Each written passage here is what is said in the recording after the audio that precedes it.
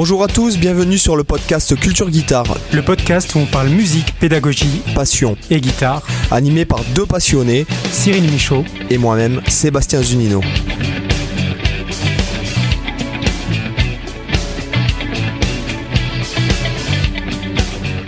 Bonjour à tous, bienvenue sur le podcast Culture Guitare.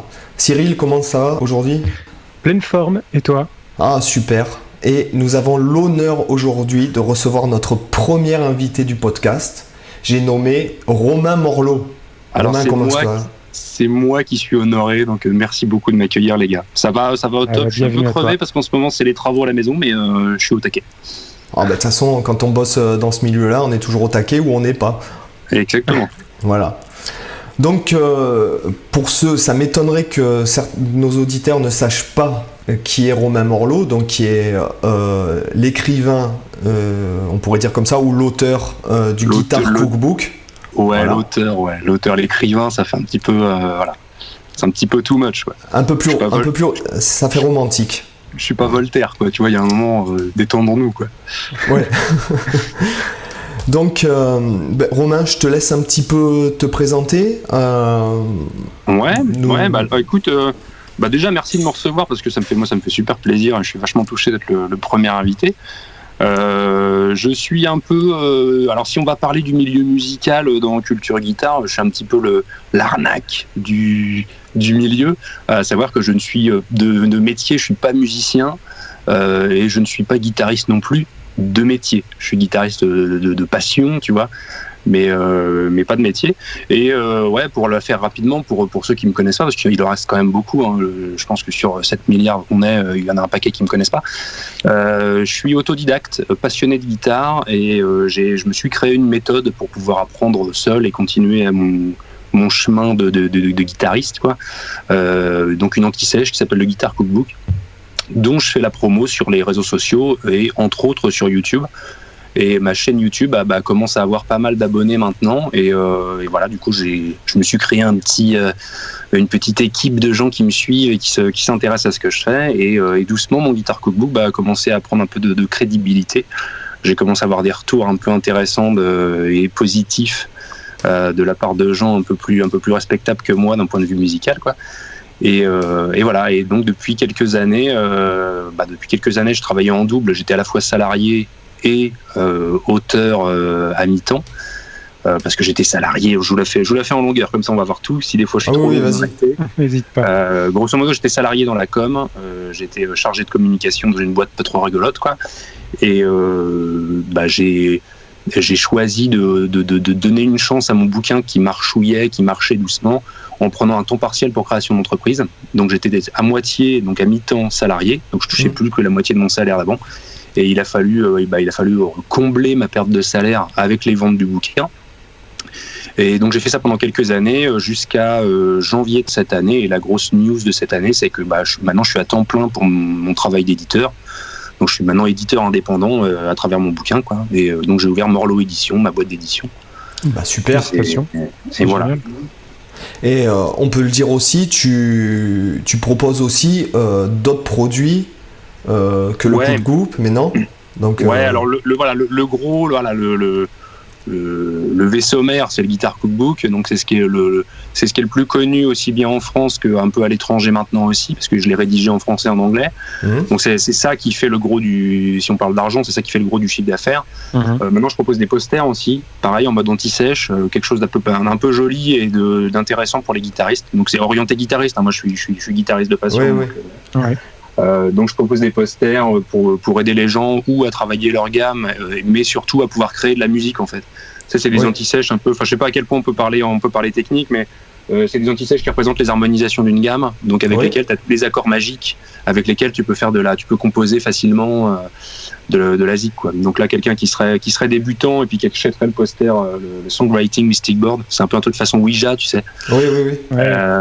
Et avec ça, t'enchaînes les accords au pif et puis tu peux là, t'es Bob Dylan en 5 minutes, quoi. Enfin, j'exagère, mais ça permet de lancer un processus créatif que derrière tu vas pouvoir affiner un peu plus rapidement, quoi. L'idée c'est ça. L'idée c'est de donner des billes aux gens pour pouvoir commencer à créer des trucs.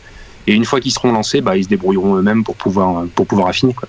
Oui, tout à fait. On peut peut-être dire déjà où ils peuvent retrouver ton livre, tes posters. Alors mes livres et posters sont en vente. Alors les liens sont sur mon site web, donc www.guitarcook.com. Il y a le lien vers tout. Je revends aussi bien chez des grossistes sur internet façon Amazon que chez des revendeurs. Il y a des magasins qui revendent. Le premier vendeur que j'ai, c'est Bauer Music à Orléans. C'est le premier vendeur parce c'est un des rares revendeurs qui a un site web.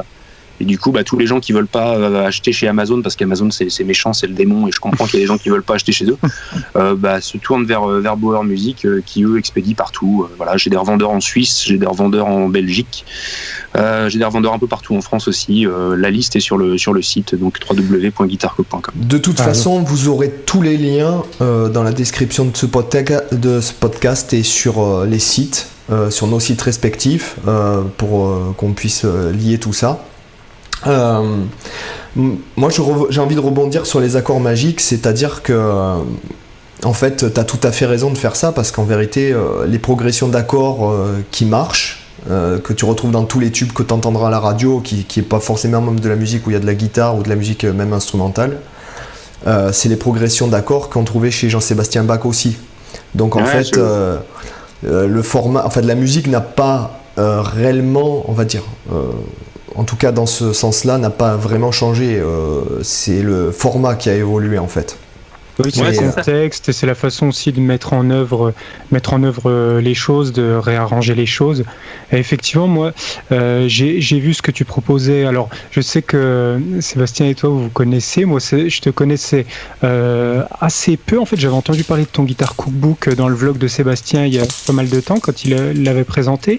Donc, et là, j'ai vu un petit peu tes posters. Alors moi, ce que je trouve bien, c'est que bon, effectivement, ce côté anti-sèche, c'est toujours plaisant pour les guitaristes qui sont débutants. Souvent, ils sont noyés d'informations. La théorie, ça fait souvent peur, on va pas se le cacher. Pour les guitaristes, ils osent pas mettre le nez dedans. Et là, je trouve que tu as à la fois quelque chose de très informatif, et en même temps, je trouve que le design est vraiment sympa, notamment celui qui fait un peu Ouija.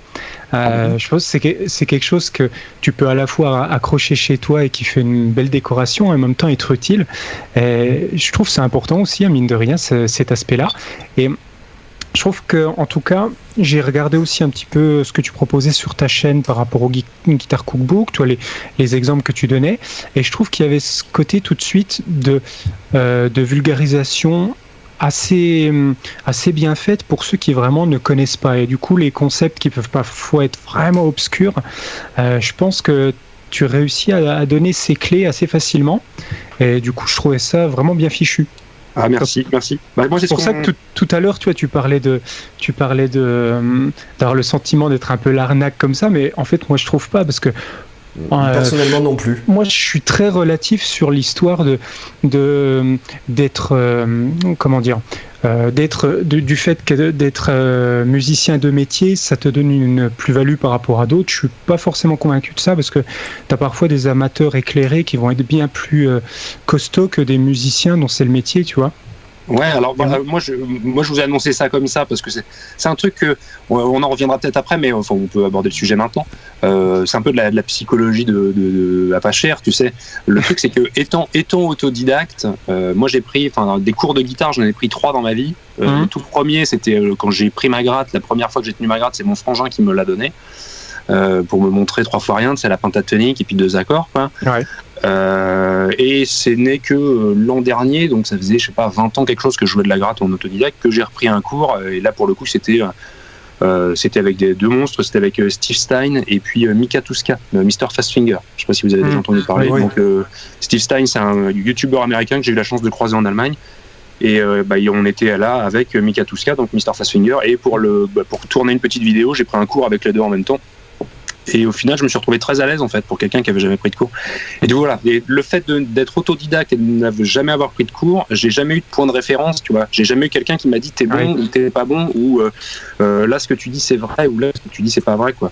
Ça a été beaucoup d'essais et d'erreurs. Après si tu veux ça, au niveau du retour, je te dirais, Je pense que c'est un peu subjectif dans le sens où tu peux avoir un prof, franchement, un prof qui t'apprend des bêtises, quoi, ou des trucs qui vont porter préjudice. Moi, il y a des trucs que j'ai mis des années à corriger. Hein, avec un prof qui n'était pas forcément mauvais, mais qui utilisait quelque chose qui était, comment dirais-je, qui aurait pu en fait qui était efficace pour lui et qui sur d'autres personnes clairement ne pourrait pas fonctionner, quoi. Donc ça après c'est subjectif. Et puis je vais te dire un truc, après tu as des profs en face de toi qui n'ont pas des élèves mais qui ont des clients, donc t'es génial, t'es le meilleur, machin truc. Et en même temps t'as des mecs, moi ça m'est arrivé de faire des cours avec des mecs très connus, très haut niveau à New York. Bon, il y en a un, clairement, j'ai pris 2 leçons avec lui, la première j'ai failli arrêter la guitare, quoi. Donc donc si tu veux, et je crois que dans ma vie c'est sûrement la leçon qui m'a fait le plus progresser, tu vois. Parce que lui-même à la deuxième leçon, parce que finalement la deuxième leçon j'y suis retourné pour plus pour l'ego, en fait, pour me dire parce que t'avais payé, dis-le. Non, c'est même pas ça, c'est que en fait je me suis dit il faut pas que je parte avec cette impression là, si tu veux. Ouais, c'est important. Voilà, tu peux nous dire qui c'est ou pas? C'est Adam Rogers. Je connais pas. Voilà. Donc ça a été, c'est un guitariste new-yorkais qui fait une carrière très high level, qui joue avec Chris Potter, qui a joué je sais plus combien d'années avec Michael Brecker, enfin bon bref. D'accord. Ouais. Et lui il m'a dit que lui ce qu'il avait fait, la deuxième leçon, il m'a dit que lui ce qu'il avait fait le plus progresser, c'est le jour où son prof lui a, j'ai envie de le dire, lui a cassé le cul et en fait lui a donné envie d'arrêter la guitare plus que de, tu vois. Et j'ai un peu l'impression que c'est, si tu veux, le mec te dit t'es à New York, tu connais pas tous les standards dans tous les tempos, dans toutes les métriques et dans toutes les tonalités, mais qu'est-ce que tu fous là, quoi. Tu connais pas toutes les partitas et sonatas de Jean-Sébastien Bach à la guitare, mais qu'est-ce que tu fous là, quoi. Et qui, quoi. Voilà, donc si tu veux, les mecs ils sont, de toute façon à New York dans le jazz c'est un autre niveau et puis c'est même un autre style.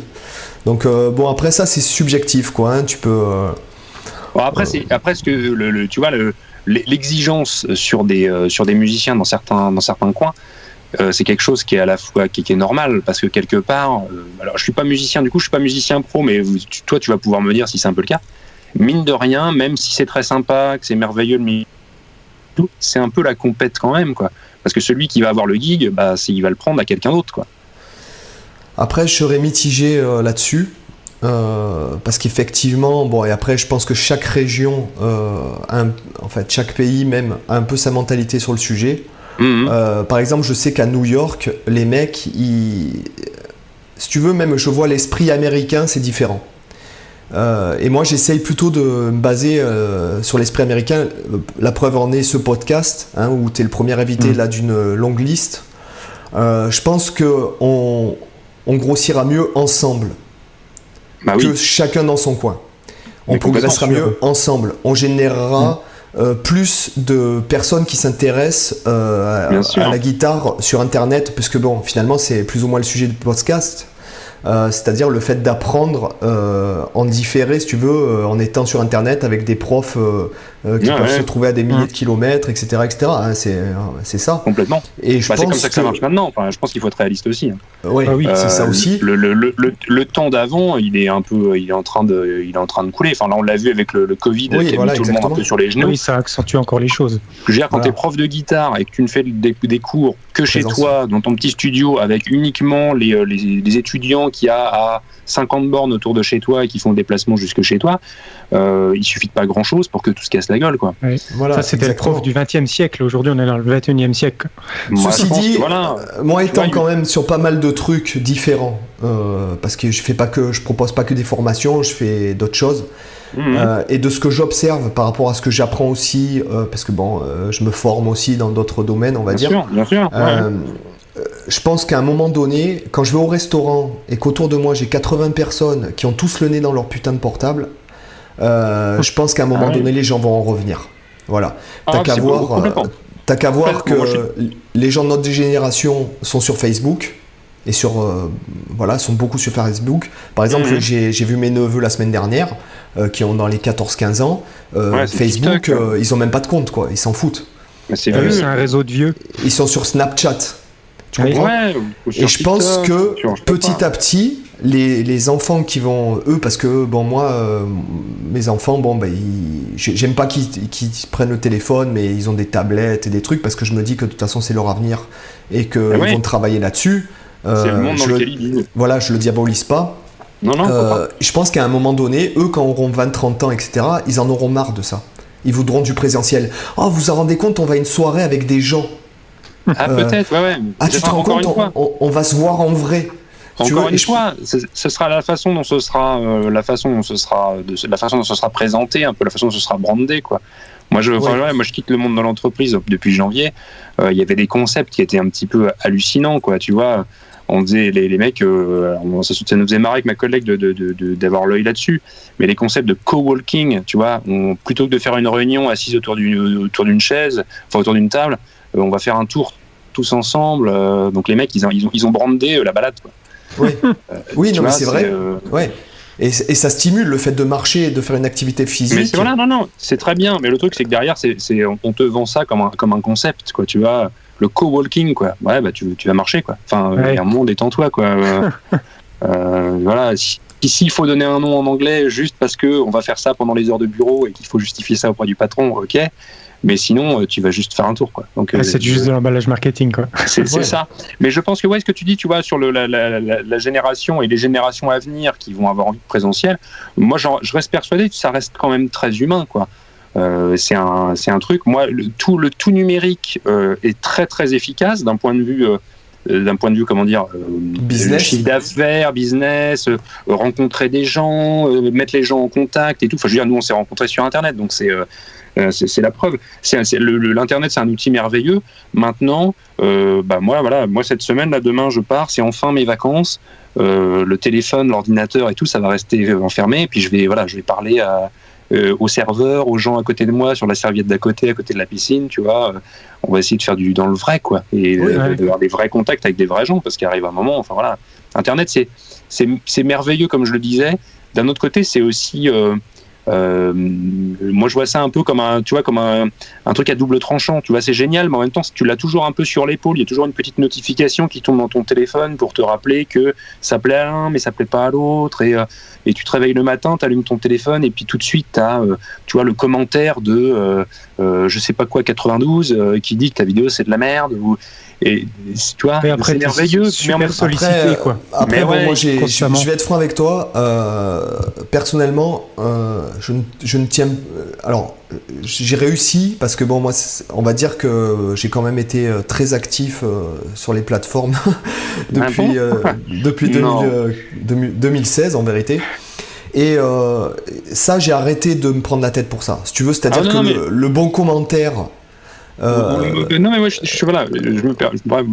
c'est pareil. Enfin, je les vois passer les notifs, quoi. Je les vois passer et il y a toujours ce rappel de. Il y a des gens qui attendent ta vidéo. Il y a des gens. Là par exemple, une sorte de pression. Ouais, une sorte de pression. Après, c'est la pression que tu choisis de te mettre aussi, quoi. Parce que tu vois, demain, je peux partir vivre dans les bois et puis plus donner de nouvelles à personne. Enfin, j'ai le droit, quoi. Ça ne regarde que moi, quoi. Mais il y a un espèce de rappel que tu es toujours plus ou moins connecté, il y a toujours quelqu'un derrière, un truc un peu lancinant, quoi, tu vois, je voudrais pas dire comme un virus, mais il y a toujours une espèce de buzz dans le fond du crâne, tu vois, derrière qui reste un peu. Mais sinon, la vie des gens, les commentaires, enfin moi je n'en tiens pas compte, je les lis, la plupart je les lis et pas tous, parce que des fois j'ai juste pas le temps, il y en a tellement. Mais tu peux pas tenir compte, parce que de toute façon les gens ne savent déjà pas ce qu'ils veulent. Donc toi tu leur proposes ce que tu sais que tu veux leur proposer. Maintenant s'ils acceptent ou si ça leur plaît, très bien. Si ça leur plaît pas, ils te le feront savoir, mais j'ai envie de dire tant pis pour eux. Toi tu as quand même proposé ce que tu voulais proposer. Et si tu peux pas, tu ne peux pas proposer le contenu que les gens te demandent. Sinon tu fais du mal. Et n'oublions pas quelque chose, c'est que tu peux pas plaire à tout le monde. Mais voilà. Que je vais être franc avec toi. Moi, je le remarque dans l'engagement de mon audience, parce que j'ai une petite audience et ça dépend un peu, parce que j'ai plusieurs chaînes et tout.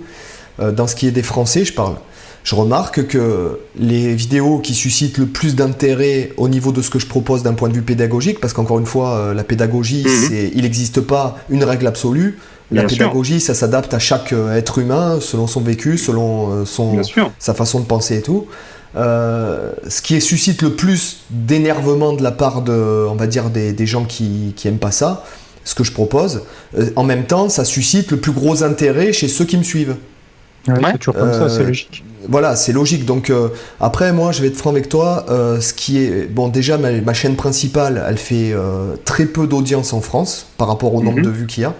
Donc C'est en quoi, fait, c'est ta chaîne de backing track, c'est ça? ouais, la chaîne où il y a le premier vlog. Ouais, Et les backing tracks, donc j'ai 38% d'US, 18% je crois de Brésil, enfin j'ai 0,3% de français hein, sur la totalité des vues. Ouais. Et honnêtement, les étrangers sont beaucoup plus énergie positive. Bien sûr. Voilà, que sur la chaîne où il n'y a que des Français, on va dire qu'un commentaire sur 10, c'est bitching, quoi. C'est une boucherie.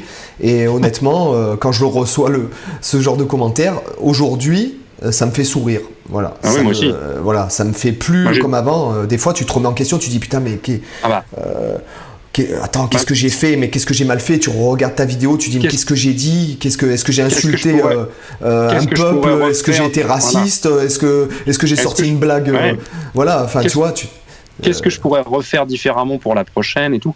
Ça, c'est enfin après, je sais pas encore qui écoute Culture Guitare en termes de voilà, mais moi j'invite tout le monde parce qu'aujourd'hui c'est aussi comme ça que ça marche, à ouvrir une chaîne YouTube ou à créer du contenu, à mettre du contenu en ligne, que ce soit sur YouTube, TikTok, Facebook, Snapchat, enfin peu importe le vecteur.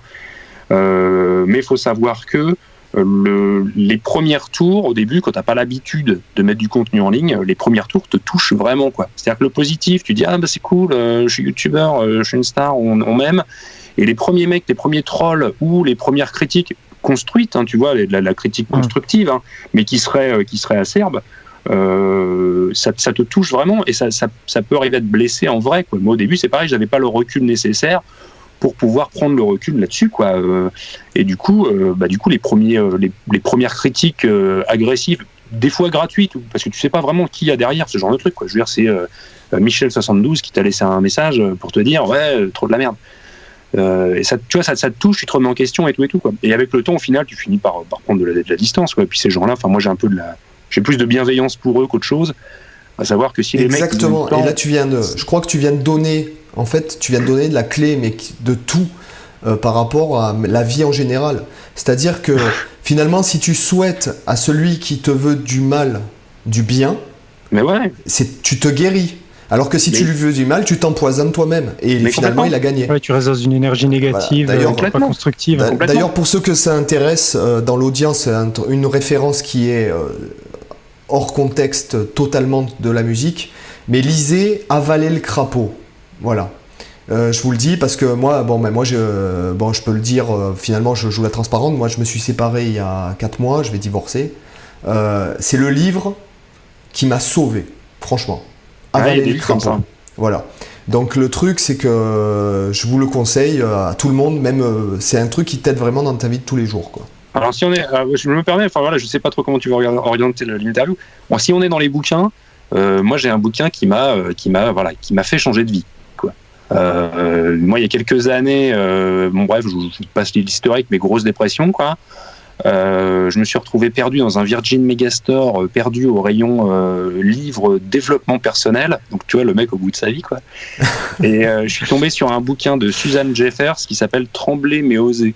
Oui, je l'ai lu aussi. Oui. C'est un bouquin merveilleux. Moi, j'appelle ça mon bouquin magique. Je l'offre à tous ceux qui, que je trouve dans une passe un peu compliquée ou machin. Je parle juste de la peur. Et grosso modo, pour résumer le bouquin résume le truc en disant la peur, tu te sépareras jamais de ta peur. Tu auras toujours peur d'un truc, il y aura toujours quelque chose pour te faire flipper, un éventuel truc qui pourrait mal se passer, que ce soit sur un projet, une catastrophe, un truc perso, machin. Et tout le livre te permet de mâchouiller tout ça et de le digérer. Et une fois que tu en ressors, enfin voilà, moi, suite à ce bouquin-là, j'ai vraiment changé ma vision des choses sur plein de trucs et tout. Et je me rends compte qu'aujourd'hui, je suis indépendant, chef d'entreprise dans dans un milieu qui me passionne, la guitare, quoi. Alors qu'à l'époque, j'étais au bout de ma life, à un moment, dans une boîte qui me plaisait pas, voilà. Et ça m'a vraiment aidé. Donc du coup, Trembler mais oser, tant que vous êtes à lire, lisez Trembler mais oser. Tu disais l'orientation du podcast, on peut jouer la transparence avec les auditeurs, c'est que on a fait remplir un protocole, on va dire, d'interview pour préparer l'interview. Mais après, honnêtement, on n'est pas là. Tout le monde nous connaît tous plus ou moins. Si les gens ont envie de nous connaître, ils vont sur nos chaînes, sur nos sites, sur nos réseaux. Ce qui est intéressant là, c'est d'avoir une conversation un peu ouverte et surtout d'être nature, parce que voilà, c'est moi, je suis pas journaliste, quoi. Voilà. Donc, non, puis c'est parce que si les gens veulent entendre du journalisme, ils vont sur des chaînes de journalisme, tu vois. Exactement. Moi, je reste persuadé qu'aujourd'hui, quand je dis aujourd'hui, dans cette période, tu vois, fin 2020, tu vois, les gens ont pris l'habitude ils veulent voir et écouter, que ce soit sur YouTube ou en podcast, des gens qui seraient comme eux, en fait, tu vois. Bien sûr. C'est le côté authentique. Mais complètement, c'est ça. Que tu vois sur le podcast, le podcast de, comment il s'appelle, Joe Rogan, là, le monstrueux, c'est un ricain qui fait des podcasts de ouf, c'est lui qui avait interviewé Elon Musk, qui fumait son pétard et tout. Oui. Le mec tape la discute, en fait. Il est super pro, tu vois. Ouais. Il fait de l'interview, mine de rien. Mais ça n'empêche que. Et là, on a ouvert une nouvelle chaîne avec un pote. Du coup, je rebondis là-dessus. Et on essaie d'être naturel l'un et l'autre, quoi. On joue pas la comédie tu vois, c'est pas brandé comme ci comme ça. On n'essaye pas de dire les choses comme ci comme ça. On est juste nature l'un et l'autre. Sauf qu'on se retient un petit peu de dire des conneries, quoi. Parce que déjà, ça nous ferait chier. Si on jouait à la comédie, ça nous ferait chier. Enfin, je veux dire, si des fois je veux rejouer la comédie professionnelle, je remets une cravate et je retourne au bureau, quoi. Tu vois.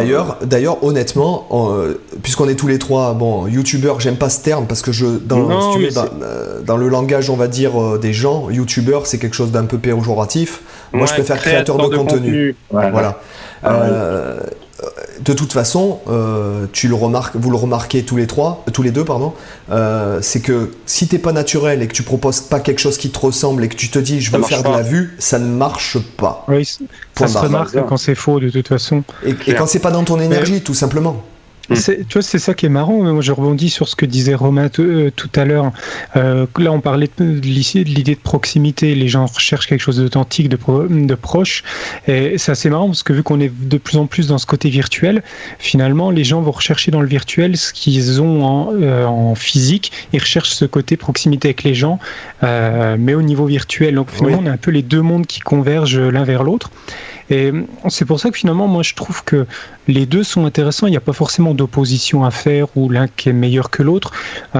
C'est vrai que le côté physique a des gros avantages, mais je trouve aussi que le monde numérique, ce qu'il apporte quand même de fantastique, c'est qu'il permet de se connecter à des tonnes de cerveaux, des tonnes de personnes avec qui on n'aurait jamais eu contact dans notre vie. Tu vois, je prends rien qu'aujourd'hui, Sébastien, on se serait jamais rencontré sûrement de notre vie s'il n'y avait pas eu Internet. Et Romain non plus. Et voilà. Mais pareil. Et du coup, ça te donne accès à pouvoir approcher des gens que tu n'aurais jamais pu dans ta vie approcher. Et du coup, tu as une richesse d'apprentissage qui est absolument énorme. Et du coup, je pense que les deux aspects sont indispensables.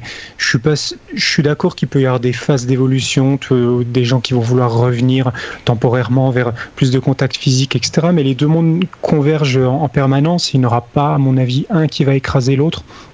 Et justement, par rapport à ce qu'on disait là, ce fait que les gens recherchent cette proximité, ça le montre bien. Le naturel, les gens en ont marre en fait du côté télé, tu vois, du côté showbiz, les mecs qui lisent un prompteur et tout ça, ça saoule. Où tout est parfait.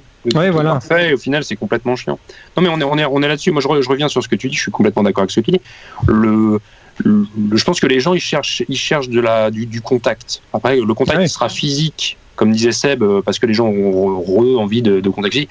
Mais le contact numérique, tu vois, la sincérité sur YouTube, le fait d'être toi-même on sent que les gens cherchent ça. Moi, du coup, ma chaîne est en français, j'ai beaucoup d'échanges. Alors, c'est le contenu de mes vidéos, c'est parler. Tu vois, j'explique des choses et tout et tout.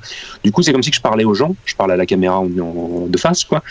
Et les gens ont l'habitude de me voir dans leur ordinateur, dans leur téléphone. Et du coup, là, depuis quelques temps, on fait je fais une tournée de la France pour aller rencontrer mes abonnés. avec mon autre chaîne. On reviendra sur l'autre chaîne après. Mais et du coup, les gens viennent me voir, tu vois, m'appellent tout de suite par mon prénom, me tutoient, viennent me taper la dispute et tout. Et je me dis merde, les mecs me connaissent en fait. Tu vois, ils ont l'impression que t'es un pote. Que je suis un pote, quoi. Alors c'est à la fois très sympa parce que moi je leur veux que du bien, ces gens-là, et puis c'est merveilleux de les rencontrer. Et c'est à la fois un petit peu flippant aussi dans le sens où merde, le mec pense que je suis un pote et les mecs connaissent les vidéos par cœur, tu sais, les gimmicks, les blagues, les machins. Dans telle vidéo, t'avais dit ça, et tu te ressors des trucs que t'as sortis, mais sauf que toi ta vidéo tu l'as enregistrée il y a 4 ans, quoi. Donc t'as fait un peu. Et c'est marrant parce qu'en fait, bon, je peux dire aux auditeurs, bon. Nous avec Romain, donc Romain et Cyril d'ailleurs, on s'est rencontrés sur internet. J'ai pas encore rencontré Cyril, et j'ai rencontré Romain via internet en faisant une vidéo, on s'est contacté machin, et je me suis retrouvé au mariage de Romain, il faut le savoir. Mais carrément. Et à Rouen, 3 personnes dans la rue m'ont arrêté en me disant ah ben Sébastien, qu'est-ce que tu fais là? Ben attends, tu sais, toi t'es dans une ville que tu connais pas. C'est ça, les gens, tu te dis merde, je les connais, c'est pourquoi ils me parlent. Mais attends, je le connais. Tu mets un certain temps avant de tilter que c'est lié à... Ils me connaissent sur internet et du coup ils m'ont reconnu, quoi. Parce que moi ça m'arrive aussi, hein, mais c'est tellement rare qu'à chaque fois ça redevient tout neuf. Sauf quand je fais des rencontres abonnés où je sais que les gens viennent parce que je suis là et ils viennent pour me voir, donc du coup je suis prêt, tu vois. Mais des fois tu te balades, t'es avec ta gamine, ta femme, je sais rien, ou t'as la crève, ou t'es à la bourre parce qu'il faut que t'ailles je sais pas quoi, ou tu vas chez le notaire, ou c'est un truc chiant, t'as un rendez-vous à la banque parce que t'es dans la merde pour quelque chose, enfin tu vois. Et il y a un mec qui vient de voir et tout, salut, machin, et tu mets 5 bonnes secondes avant de te dire salut quoi, on se connaît, merde, je le reconnais pas, c'est qui ce gars, je l'ai croisé en soirée, est-ce que c'est le pote d'un pote, est-ce que je l'ai oublié, et puis après tu tiltes, ah non je suis con, mais ouais, peut-être qu'il m'a reconnu sur internet, quoi. Et c'est flippant, quoi, enfin c'est flippant, c'est génial, mais oui, c'est génial. En même temps c'est une sensation nouvelle qu'il faut s'habituer, quoi. Ouais, c'est un peu étrange, quoi. Donc, moi, ce que j'aimerais qu'on rebondisse sur le sujet que tu as abordé juste avant, c'est ta nouvelle chaîne avec Gaël. Donc, est-ce que tu peux nous parler de ça ? Bien sûr. Alors, voilà, donc avec mon compère Gaël, donc Gaël Liger. Gaël, il est à la fois, il est super calé sur le milieu musical. C'est-à-dire Gaël, c'est un musicien. Il a un groupe de métal qui s'appelle Nazgûl. Qui est énorme. Il a bossé chez tous les gros. Il a bossé chez Woodbrass en tant que vendeur. Il a tenu un magasin de guitare sur Paris, Metal Guitar. Il travaille en ce moment en dehors de la guitare, mais pour l'organisation d'événements orientés musique, orientés métal.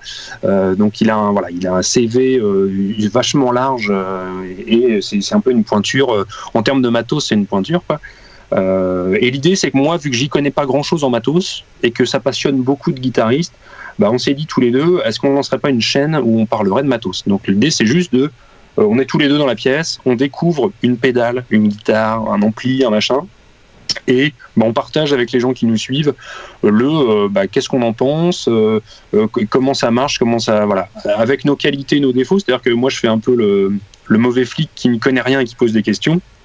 Et Gaël, qui est un peu plus calé que moi, beaucoup plus calé que moi, il m'explique, et du coup ça permet de vulgariser aussi l'info pour les gens qui nous suivent, quoi. Moi c'est un peu la vulgarisation, c'est un peu mon cheval de bataille. C'est-à-dire que je me dis, quand j'étais gamin, j'aurais tellement eu envie d'avoir un YouTube et avec des mecs qui sans te prendre de haut t'expliquent la différence entre une disto et un overdrive, ou qui t'expliquent qu'un tirant de corde c'est comme ci, c'est comme ça, ou que le diapason d'une guitare c'est ci ou c'est ça, tu vois, sans que ça tombe sous le sens et que tout le monde se gausse dans la vidéo en disant bien évidemment qu'il faut des tirants plus forts sur un diapason plus court, tu vois.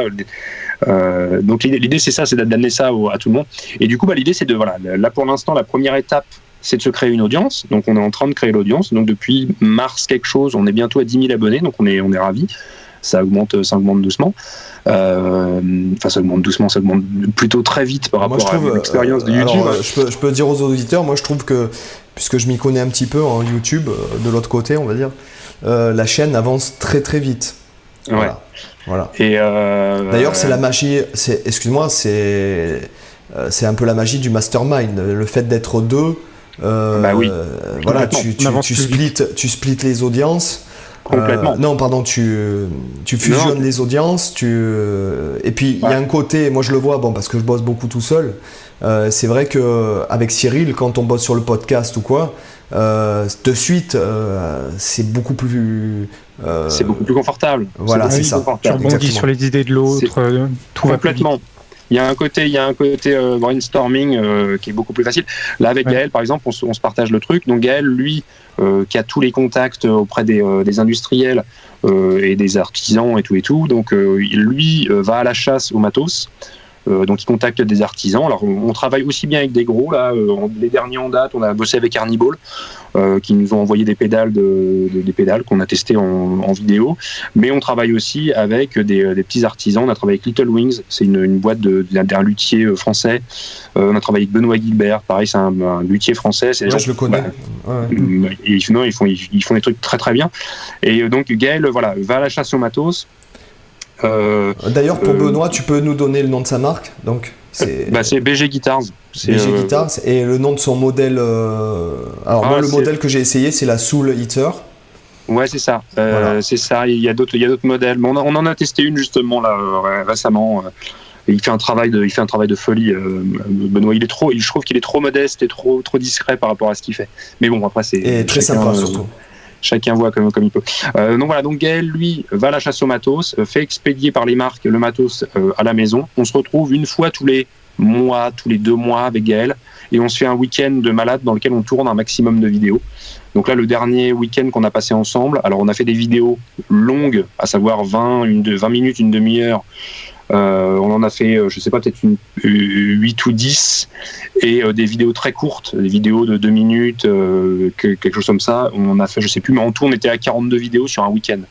Donc on est sur quelque chose qui est assez intense. Donc on se retrouve une fois tous les 2 mois pour se faire un gros week-end où on fait un max de vidéos. Et ensuite, moi derrière, je m'occupe du montage, de la mise en ligne. Et Gaël s'occupe, lui, de l'animation des réseaux sociaux, l'Instagram, réponse aux commentaires, et tout quoi. Et le fait de travailler à deux, c'est vachement plus confortable. C'est vraiment plus confortable. Faut que je continue ma chaîne perso à moi, parce que c'est comme ça que ça, voilà, c'est ce qui fait vendre du bouquin.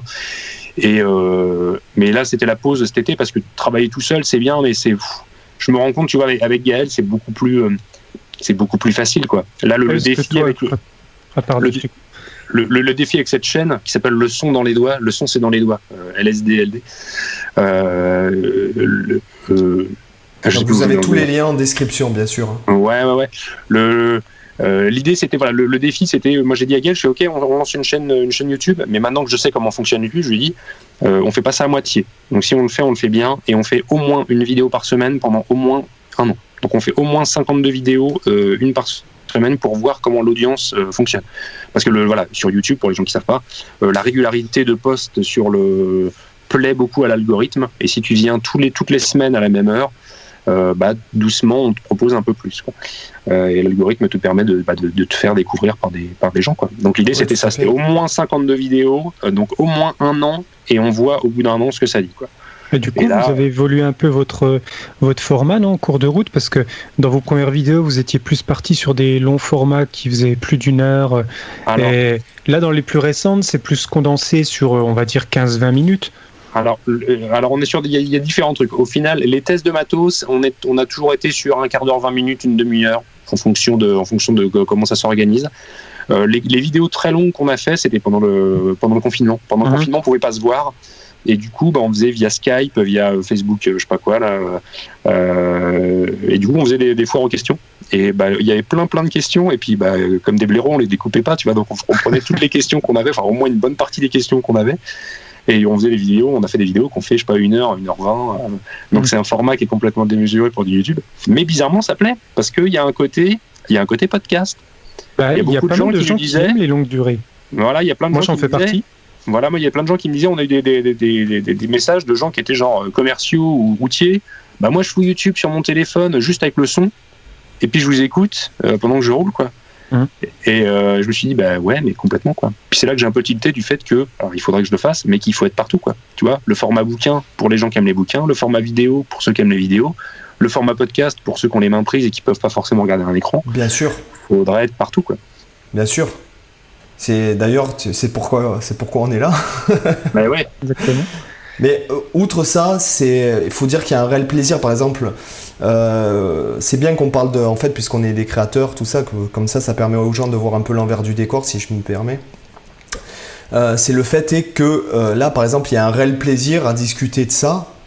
Moi qui consomme pas mal de podcasts, pas forcément dans le milieu de la guitare et de la musique, c'est vrai que moi j'adore écouter des podcasts, même sur des sujets qui sont pas forcément des choses qui me passionnent à la base, et puis après quand tu vas faire ton jogging, quand tu es en voiture, quand tu prépares à manger le soir ou le matin quand tu te lèves, tu fais ton petit déj. Il y a des gens, et puis il y a des gens pour qui tu as naturellement de la sympathie et qui ont tendance à te mettre de bonne humeur aussi quand tu les écoutes. Alors que te mettre une vidéo YouTube, tu es obligé d'avoir tes yeux focalisés dessus. Et dans le milieu pédagogique, si jamais on est en train de te montrer un truc sur la guitare, c'est pas facile d'avoir le temps de regarder ta gratte en même temps que la vidéo, quoi. Je suis d'accord. Exactement. Ou même, si tu es là pour un truc pédagogique, t'as la gratte, t'es obligé de prendre la guitare, de faire en même temps, sinon si tu regardes la vidéo, il y a 20% du travail qui est fait seulement. Voilà. Si je peux, du coup, je suis un peu curieux, on va peut-être être un petit peu hors sujet, mais t'écoutes quoi comme podcast? Est-ce qu'il y a des podcasts que tu pourrais nous conseiller ou pas? Alors moi, il y a un podcast que j'aime beaucoup qui est le podcast Nomade Digital, voilà. Donc animé par Stan Leloup de Marketing Mania et Paul, en fait, qui est un gars qui fait du Amazon FBA. D'accord. Quel associé de Stan, en fait? Pour le podcast, c'est le confrère, parce qu'ils n'ont pas de business en commun.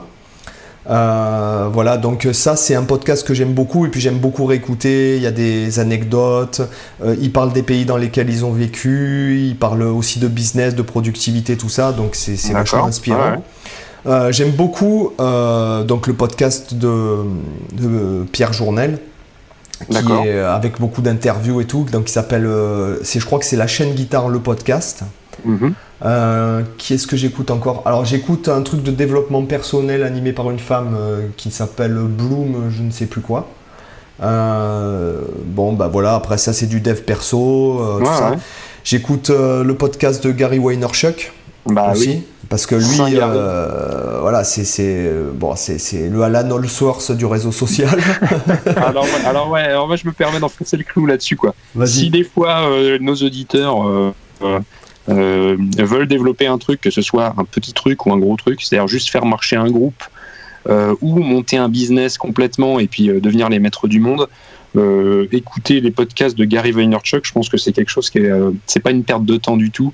Le mec parle business, il en parle de façon assez détendue et assez cash et de façon très positive. C'est une personne très positive. Il est très franc. Il y a beaucoup de gros mots, énormément de gros mots. Il est très franc. Et en même temps, il est très positif.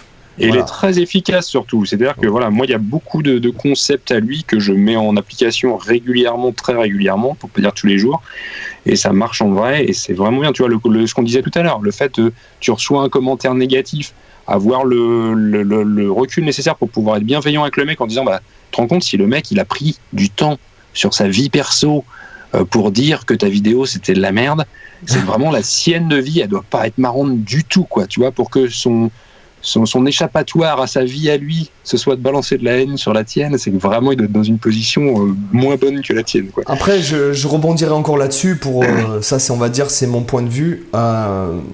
Mais une fois de plus, moi, quand je reçois il y a un commentaire, il y a quelques mois, je me suis pris un commentaire, putain, je me dis, attends, qu'est-ce que j'ai fait? Attends, est-ce que je suis à l'origine d'un génocide? Pour te dire, franchement, j'en étais à ce point-là. Et au final, je me suis dit, mais en fait, rends-toi compte la chance que tu as. Oui. Voilà. Et c'est en fait, du coup, en même pas une fraction de seconde, j'ai réussi à aspirer cette mauvaise énergie. Ouais. Et en fait, du coup, le mec, je lui ai même pas répondu et j'ai épinglé son commentaire, en fait, sur ma vidéo. D'accord? Et je l'ai supprimé au bout de 5 jours parce que le gars, il s'était fait, je sais pas, il y avait peut-être 50 personnes qui lui avaient répondu, mais des pavés comment dirais-je, enfin pour pour le démonter, quoi, tu vois. Et honnêtement, c'est le côté communautaire, c'est ça que moi j'ai déjà vu pas mal de youtubeurs faire ça quand ils se prennent vraiment un troll bien velu sur la tronche. Ils vont t'épingler le commentaire et là il a même pas à se forcer à répondre, c'est toute la communauté qui va défoncer le troll en question.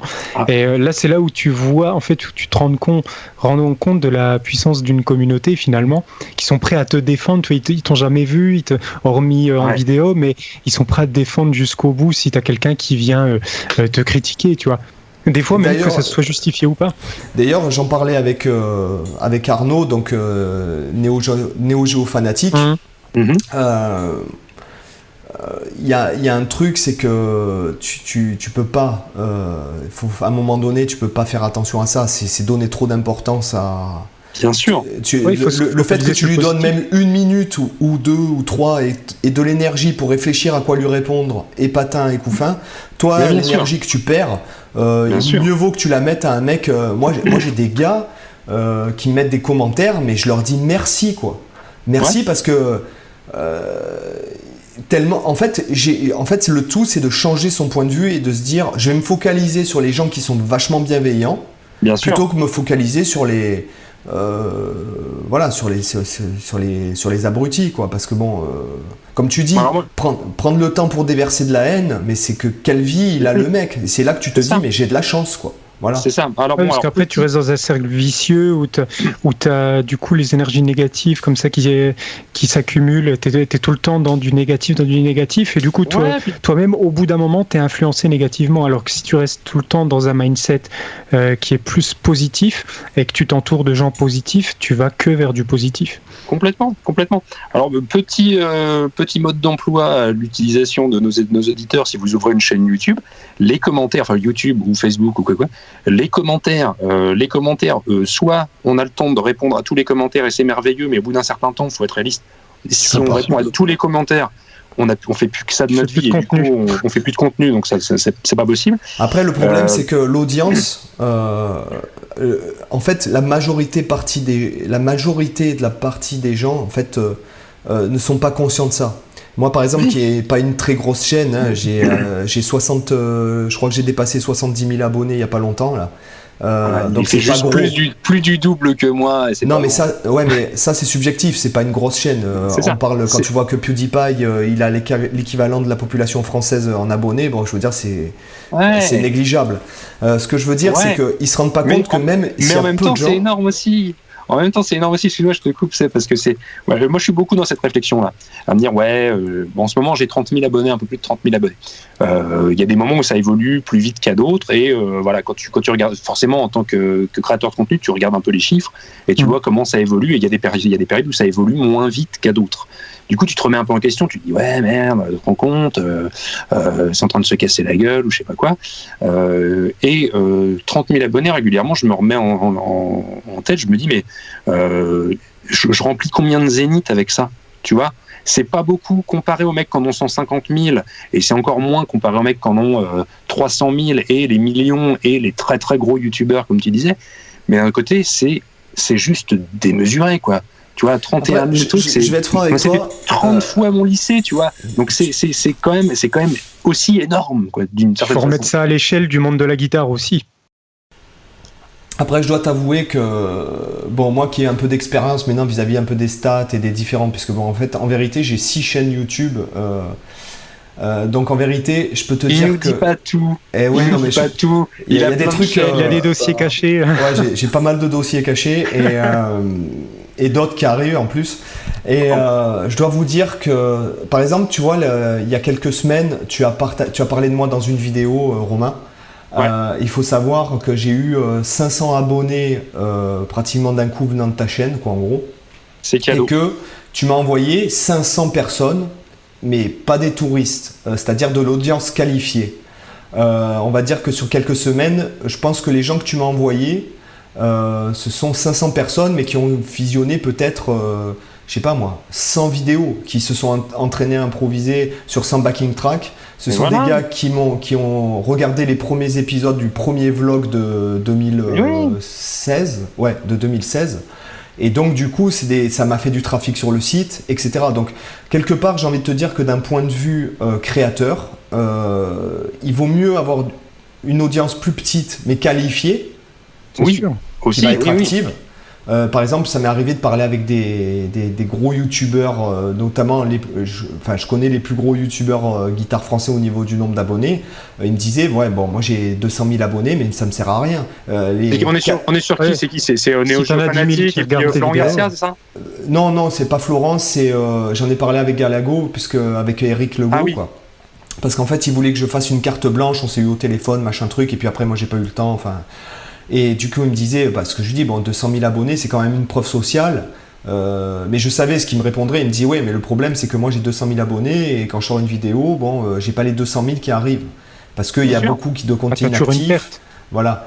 Et moi, c'est pareil. Moi, on va dire que je sors un backing track par jour. Je fais en moyenne entre 10 et 20 000 vues sur les backing tracks, enfin au minimum, on va dire, sur les backing tracks. Mais il y en a dans le lot qui percent et qui dépassent le million en très peu de temps, si tu veux. Donc en fait, moi je pense que ce qui est important, c'est surtout que ton audience, en tout cas dans notre niche à nous, puisque nous on parle de niche. C'est-à-dire que nous, notre niche, c'est la musique, le loisir, ensuite à la niche musique, ensuite à la niche guitare, et puis encore dans la niche guitare. T'as la niche par exemple, théorie, musique, mec qui travaille et tout. Non, bien sûr.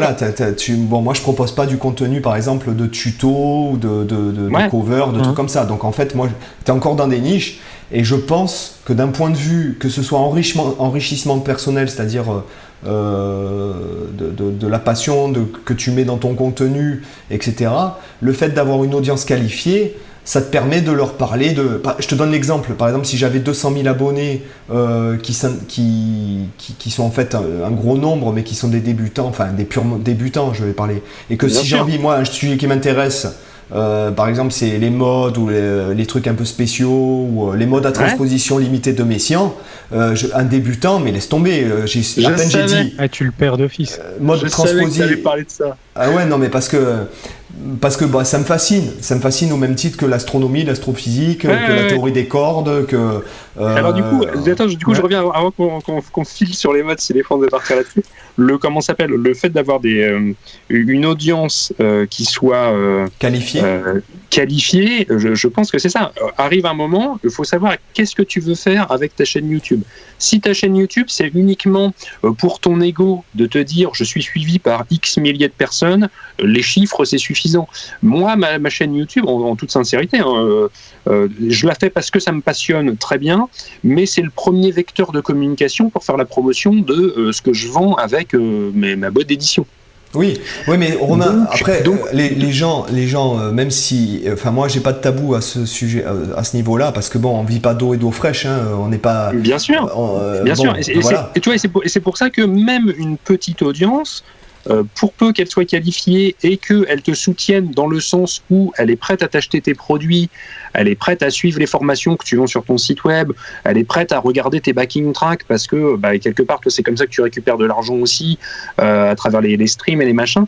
Vaut mieux, je pense, avoir 30 000 ou 70 000 pour toi viewers de qualité dans le sens où ils vont aller jusqu'à te permettre de bouffer, parce que ça va se transformer à un moment ou à un autre en sous qui vont te permettre de payer les cours de danse de ta gamine ou de payer ton loyer, plutôt que d'être suivi par 3 millions de personnes. Et tu te retrouves à toute la journée parler de Raid Shadow Legends parce que c'est comme ça que tu vas faire de la thune, ou faire des placements produits pour je ne sais quel truc qui ne t'intéresse pas. Parce qu'à un moment, il faut rentabiliser ton audience, quoi. D'ailleurs, je tiens à le préciser pour si jamais il y a des commerciaux qui écoutent, je refuse systématiquement le placement de produits qui est quelque chose dans lequel je n'aurais pas mon mot à dire, en fait. Par exemple, quand je vois par exemple, par exemple, tu vois, ou par exemple des jeux. Alors, j'adore les jeux vidéo, quoique j'ai pas vraiment le temps de jouer, mais moi, je vous propose de la guitare, je vais pas faire de la pub à un jeu vidéo. Limite, j'ai envie de te dire, éteins le jeu vidéo, prends ta guitare et pratique. Mais ouais. Après, moi, pour avoir rencontré, comment il s'appelle, Reda, du campus musique de Reda. On est allé faire une vidéo avec Gaël chez lui il y a pas très longtemps. D'ailleurs, il va être invité bientôt. Oui. Voilà, c'est un mec charmant comme tout. Voilà, vous allez pouvoir parler sport. En plus, c'est une masse. Le mec, il fait 4 têtes de plus que moi, un monstre, quoi.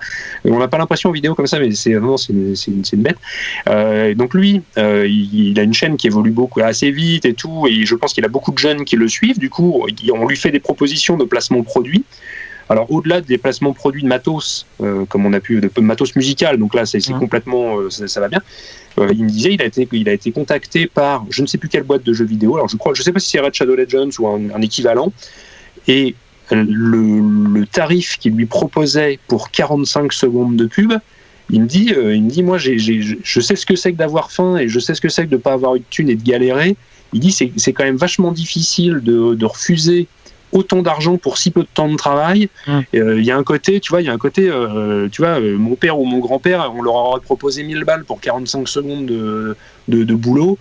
Tu vois, c'est pas simple, quoi. Donc tu vois, quand on s'est rencontrés, il se tâtait, est-ce que je le fais le placement, est-ce que je le fais pas? Et moi je lui ai dit, écoute, tes auditeurs, ils sont pas débiles. Si tu leur dis que la thune que tu vas toucher avec le placement de produit, ça va servir à financer la suite de la chaîne, parce que avec ça tu vas pouvoir acheter une basse, une guitare, du meilleur matos, du machin et tout, ils vont comprendre, quoi. Maintenant, c'est vrai que si à chaque vidéo, je dois t'avouer que après attention, je ne juge personne. Attention, hein, je comprends effectivement, je comprends tout à fait à 100%, etc.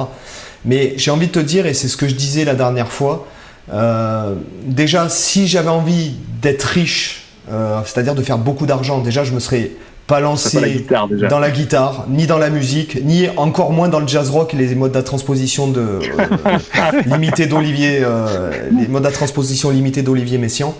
Donc en fait, quelque part, moi si tu veux, c'est simplement que je me mets à la place des gens qui regardent le contenu que je propose.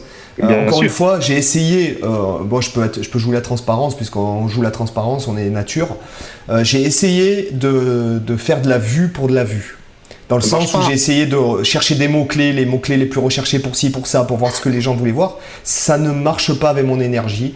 Et dans le sens où je pense que je vais réussir à plus facilement intéresser une personne qui n'est pas forcément aware d'un sujet ou d'un autre, avec la passion avec laquelle je vais le transmettre, plutôt que de faire de la vue pour de la vue ou du placement de produit. Je pense qu'à terme, ça peut plus te porter... En tout cas, non.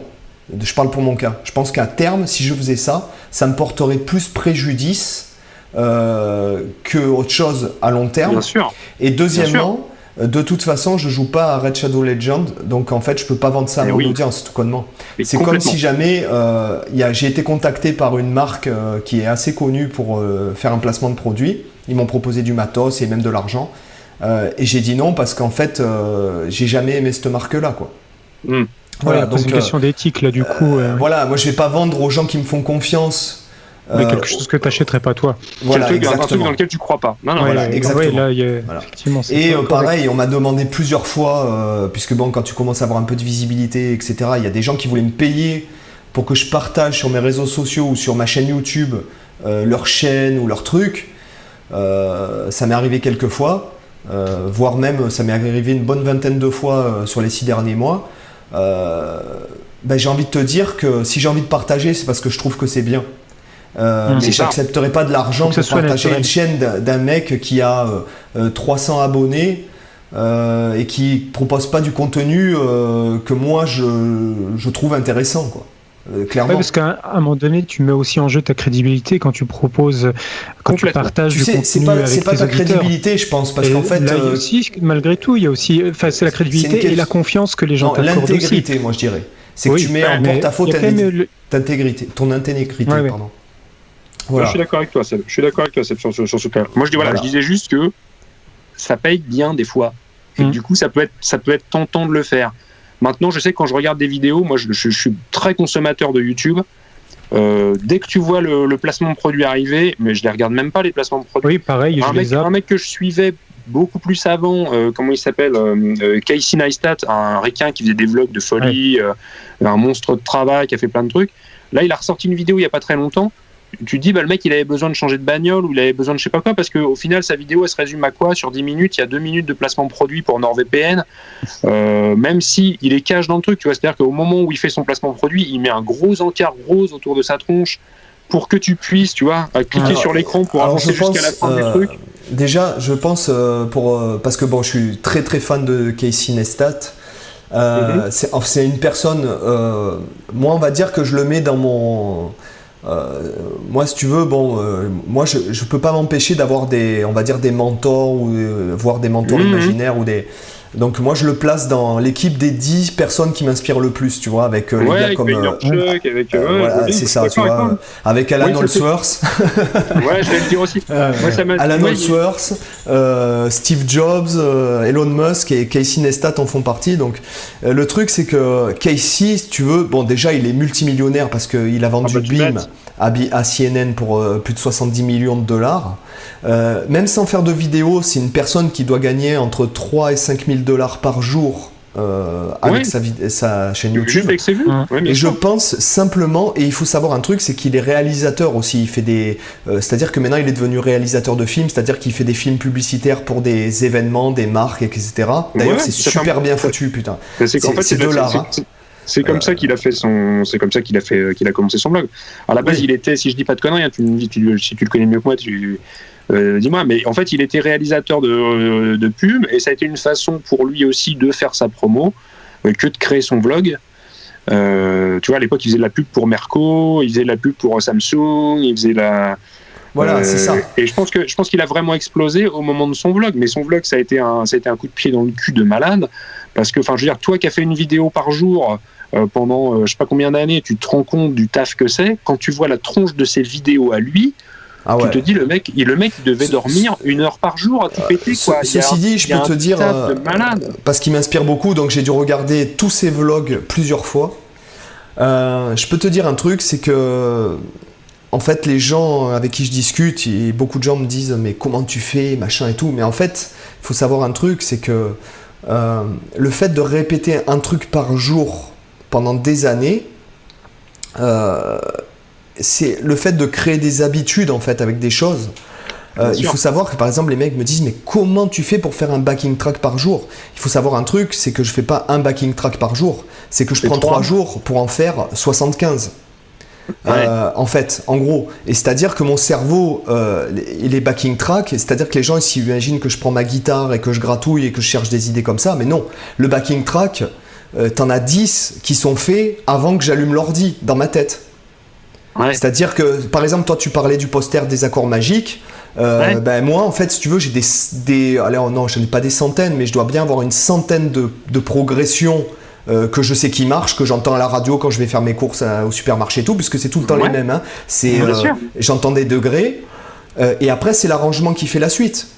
Voilà. Et le fait d'en faire beaucoup, de bloquer 3 jours et d'en faire beaucoup, mon cerveau, si tu veux, mon cerveau il a déjà démarré. Bon, quand tu démarres ta voiture, ce qui prend le plus d'énergie, c'est démarrer ta voiture. Une fois qu'elle est lancée à 100 km/h, tu peux couper le moteur, elle continue à rouler quand même, un petit peu, tu vois. Et en fait, je pense que le fait d'avoir des habitudes aussi, au début, quand tu fais pas beaucoup, il y a beaucoup de trucs qui se mettent, que tu te prends dans les pieds, à savoir rien que la prise de décision, quoi, tu vois. Est-ce que je fais plutôt ci ou est-ce que je fais plutôt ça?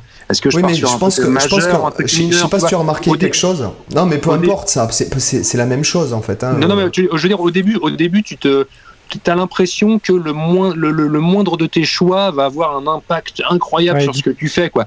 Alors qu'au final, j'imagine que quand tu fais tes backing tracks, tu mets pas 20 plombes à choisir si ce sera tel accord ou tel autre, quoi. Non. Tu te dis, je vais en faire un avec tel accord, et puis dans une semaine, j'essaierai avec un autre sur un autre backing track. Et puis il y a une autre chose, je peux raconter ça par transparence. C'est-à-dire que, encore une fois, c'est l'audience qui choisit si c'est bien ou si c'est pas bien. Exactement, ça ne t'appartient plus. Moi, c'est comme ça que je le vois. À partir du moment où c'est en ligne, ça ne t'appartient plus. Exactement, c'est sélection naturelle. Tu l'as fait comme tu avais voulu le faire, et maintenant, tu laisses aller le bébé, c'est plus à toi, ça t'appartient plus. Et ça ne sert à rien. Ça ne sert à rien en fait de vouloir faire bien. Il faut juste faire. C'est-à-dire, je te donne un exemple. Moi, quand je crée comme ça. je suis dans le lâcher prise. C'est-à-dire que je vais vous raconter l'histoire de ma vidéo à 3,6 millions de vues alors où on est en train de parler, on est fin août 2020. La vidéo, dis-toi que je l'ai fait en 10 minutes. Je devais partir jouer à Saint-Tropez. À l'époque, j'étais dans mon groupe, j'étais intermittent du spectacle, donc je faisais le YouTubing en plus de mes concerts, quoi. Je fais le backing track en 10 minutes. J'ai pas le temps, il faut que je parte chercher mon pote, d'accord, le chanteur du groupe. Je me l'envoie par mail, la Wave. Je chope une image sur Google, enfin sur Pixabay. Je monte la vidéo de mon téléphone, je l'upload pendant le trajet de Toulon sur YouTube, de Toulon à Saint-Tropez, et je marque les mots-clés pendant que je suis en train de monter le matos sur scène. Voilà. 2 ou 3 ans plus tard, je suis à 3,6 millions de vues sur cette vidéo-là. Et dis-toi que quand je l'ai uploadé, je me suis dit, Sébastien, t'es vraiment un enfoiré de donner ça à ton audience. Il va falloir que je le supprime. Voilà. Parce que les gens, il y a des gens, c'est pas toi qui choisis, il y a des gens qui aiment. Et moi, je fais la vision du créateur aussi par rapport à celui qui consomme le contenu a rien à voir. Exactement. Alors après, déjà il y a ça, et il y a aussi le fait que voilà, la qualité, c'est pas toi qui choisis. Toi, un truc qui va être très très bien, incroyable pour toi, ça va être la bouse d'un autre, ou inversement. Et je voulais partir sur autre chose, mais ça m'est complètement sorti de l'esprit. Mais en même temps, je repense à tes 10 minutes là. Elle est monétisée cette vidéo ? Laquelle ? Celle à 3 millions de vues. Ouais. Donc c'était quand même 10 minutes qui ont été sacrément rentables, si je puis me permettre. Il faut savoir un truc, c'est que en plus, ce morceau-là, donc il est très streamé sur les plateformes autres que YouTube. Je crois qu'il m'a fait vendre l'album de compile de backing track dans lequel il est sur Bandcamp peut-être des centaines de fois. Et en plus, il y a des gens qui ont fait des morceaux et des chansons avec ça, parce qu'il faut le savoir, il y a des gens qui prennent mes backing tracks, qui font des morceaux avec, en chantant dessus, et qui me créditent après.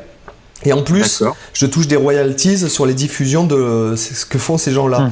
Donc en fait, effectivement. C'est vrai. Et du coup, Cyril, je rebondis. Mon idée m'est revenue pendant qu'on discutait.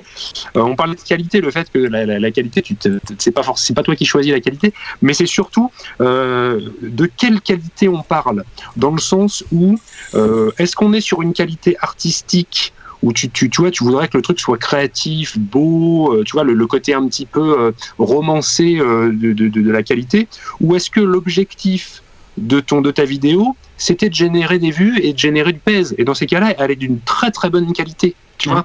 Oui, c'est ça. Je sais pas si je suis clair dans ce que je veux dire, mais tu vois, complètement. Après, je pense que les musiciens là-dedans, ça c'est un autre thème, mais je pense que les musiciens, il y en a beaucoup qui sont dans le fantasme le truc romantique un petit peu. Je suis un musicien, je vais faire quelque chose de créatif, de beau, de sincère, de mettre mes tripes sur le truc. C'est quoi ton objectif ? Si ton objectif c'est de bouffer à la fin du mois, t'es peut-être en train de te coller le doigt dans l'œil jusqu'au coude. Après, parce que tu sais, je vais te dire un truc, je tiens à le préciser parce qu'on a parlé en fait beaucoup du business et de l'envers du décor en fait que les gens ne soupçonnent pas en vérité.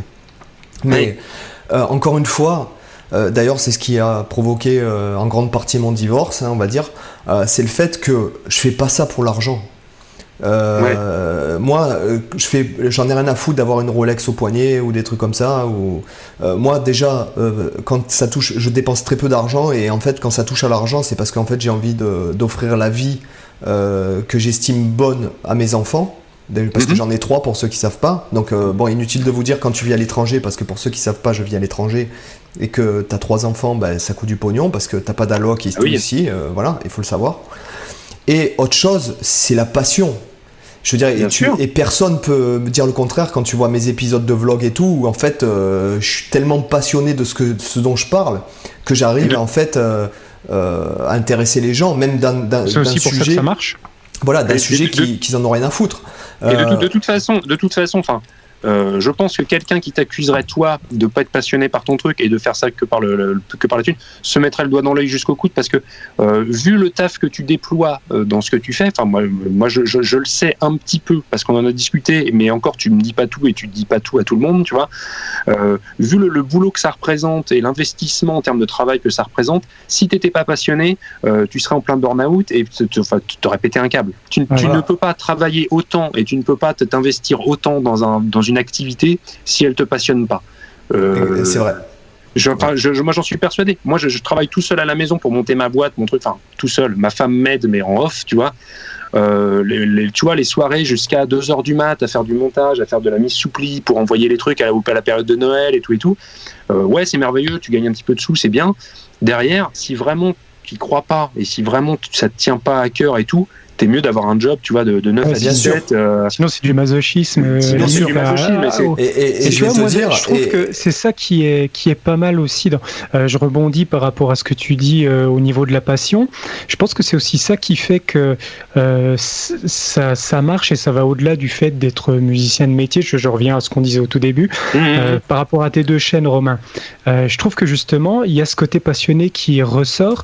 Et moi, je me pose la question, est-ce que tu aurais réussi à faire ton Guitar Cookbook si tu avais, entre guillemets, suivi quelque chose d'académique, où tu avais eu vraiment pris des cours clairement avec un prof, où on t'avait tout enseigné? Parce qu'à mon avis, si tu as réussi à sortir ça, c'est parce que derrière, tu avais le besoin d'arriver peut-être à formaliser un contenu à la base, qui était même sûrement, je pense, pour toi en priorité. Complètement, c'est ça. Et en fait, c'est ça pour la plupart des gens. Nous, on a connu la période avant YouTube où du coup, tu devais trouver. On avait les VHS pédagogiques de Malmsteen et compagnie. C'est ça. On n'avait pas accès à YouTube, on n'avait pas accès à tout ça. Quand tu avais besoin d'une info théorique, si tu prenais pas des cours, il fallait lire des bouquins, et le problème c'est qu'on avait des fois personne pour nous dire il faut faire comme ça, il faut faire comme ça, et donc on avait un peu cette volonté d'essayer de comprendre les choses, de formaliser les choses, d'arriver à se faire des anti-sèches, des choses comme ça. Complètement. Et du coup, ça amène à ce qu'on voit aujourd'hui avec toi, des gens qui proposent des contenus intelligemment vulgarisés pour les autodidactes, peut-être bien meilleurs que ce qu'aurait pu faire un prof très académique, qui aurait peut-être été justement à un niveau trop... comment on peut dire, trop éloigné de la façon de penser d'un débutant. Complètement. Alors, je veux pas dire que je suis meilleur en rien. Moi, je suis sûr d'un truc, c'est que je suis unique parce que au final. Je vais essayer de croiser tout en même temps, aussi bien business que pédagogie que machin. Moi, j'ai créé le bouquin parce que j'en avais besoin. J'étais autodidacte, j'avais besoin de pouvoir formaliser les trucs, comme tu disais. Tu l'as dit complètement. T'es complètement dans le vrai.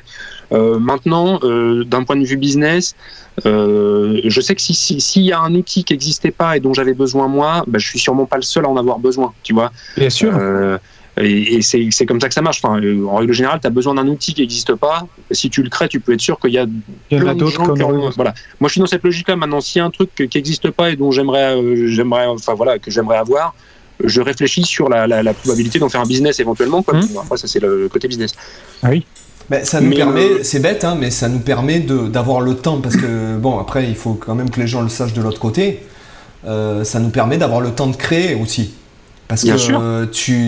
Bien sûr. En général, les gens quand ils lancent, moi je vois parce que quand je me suis lancé dans le YouTubing, je me suis pas lancé quand j'ai commencé le vlog la toute première fois, je pensais pas du tout à monter un site de cours en ligne, faire des backing tracks et des trucs comme ça. Je faisais ça en plus de mon job. De fil en aiguille. C'est des opportunités qui se présentent à toi parce que tu mets les choses en place. Moi, j'appelle ça aligner les dominos, tu sais. Oui, toute ta vie, tu t'alignes des dominos, et puis au bout d'un moment, il y a le premier qui tombe, quoi. Et puis ça va t'amener à d'autres trucs, quoi. J'appelle ça planter des graines aussi, tu vois. Ouais. Tu fais un truc un jour, et ça se trouve, c'est 3 ans après que la graine, elle va avoir germé, et que ça va te mettre dans la situation qui va te permettre éventuellement sur la suite.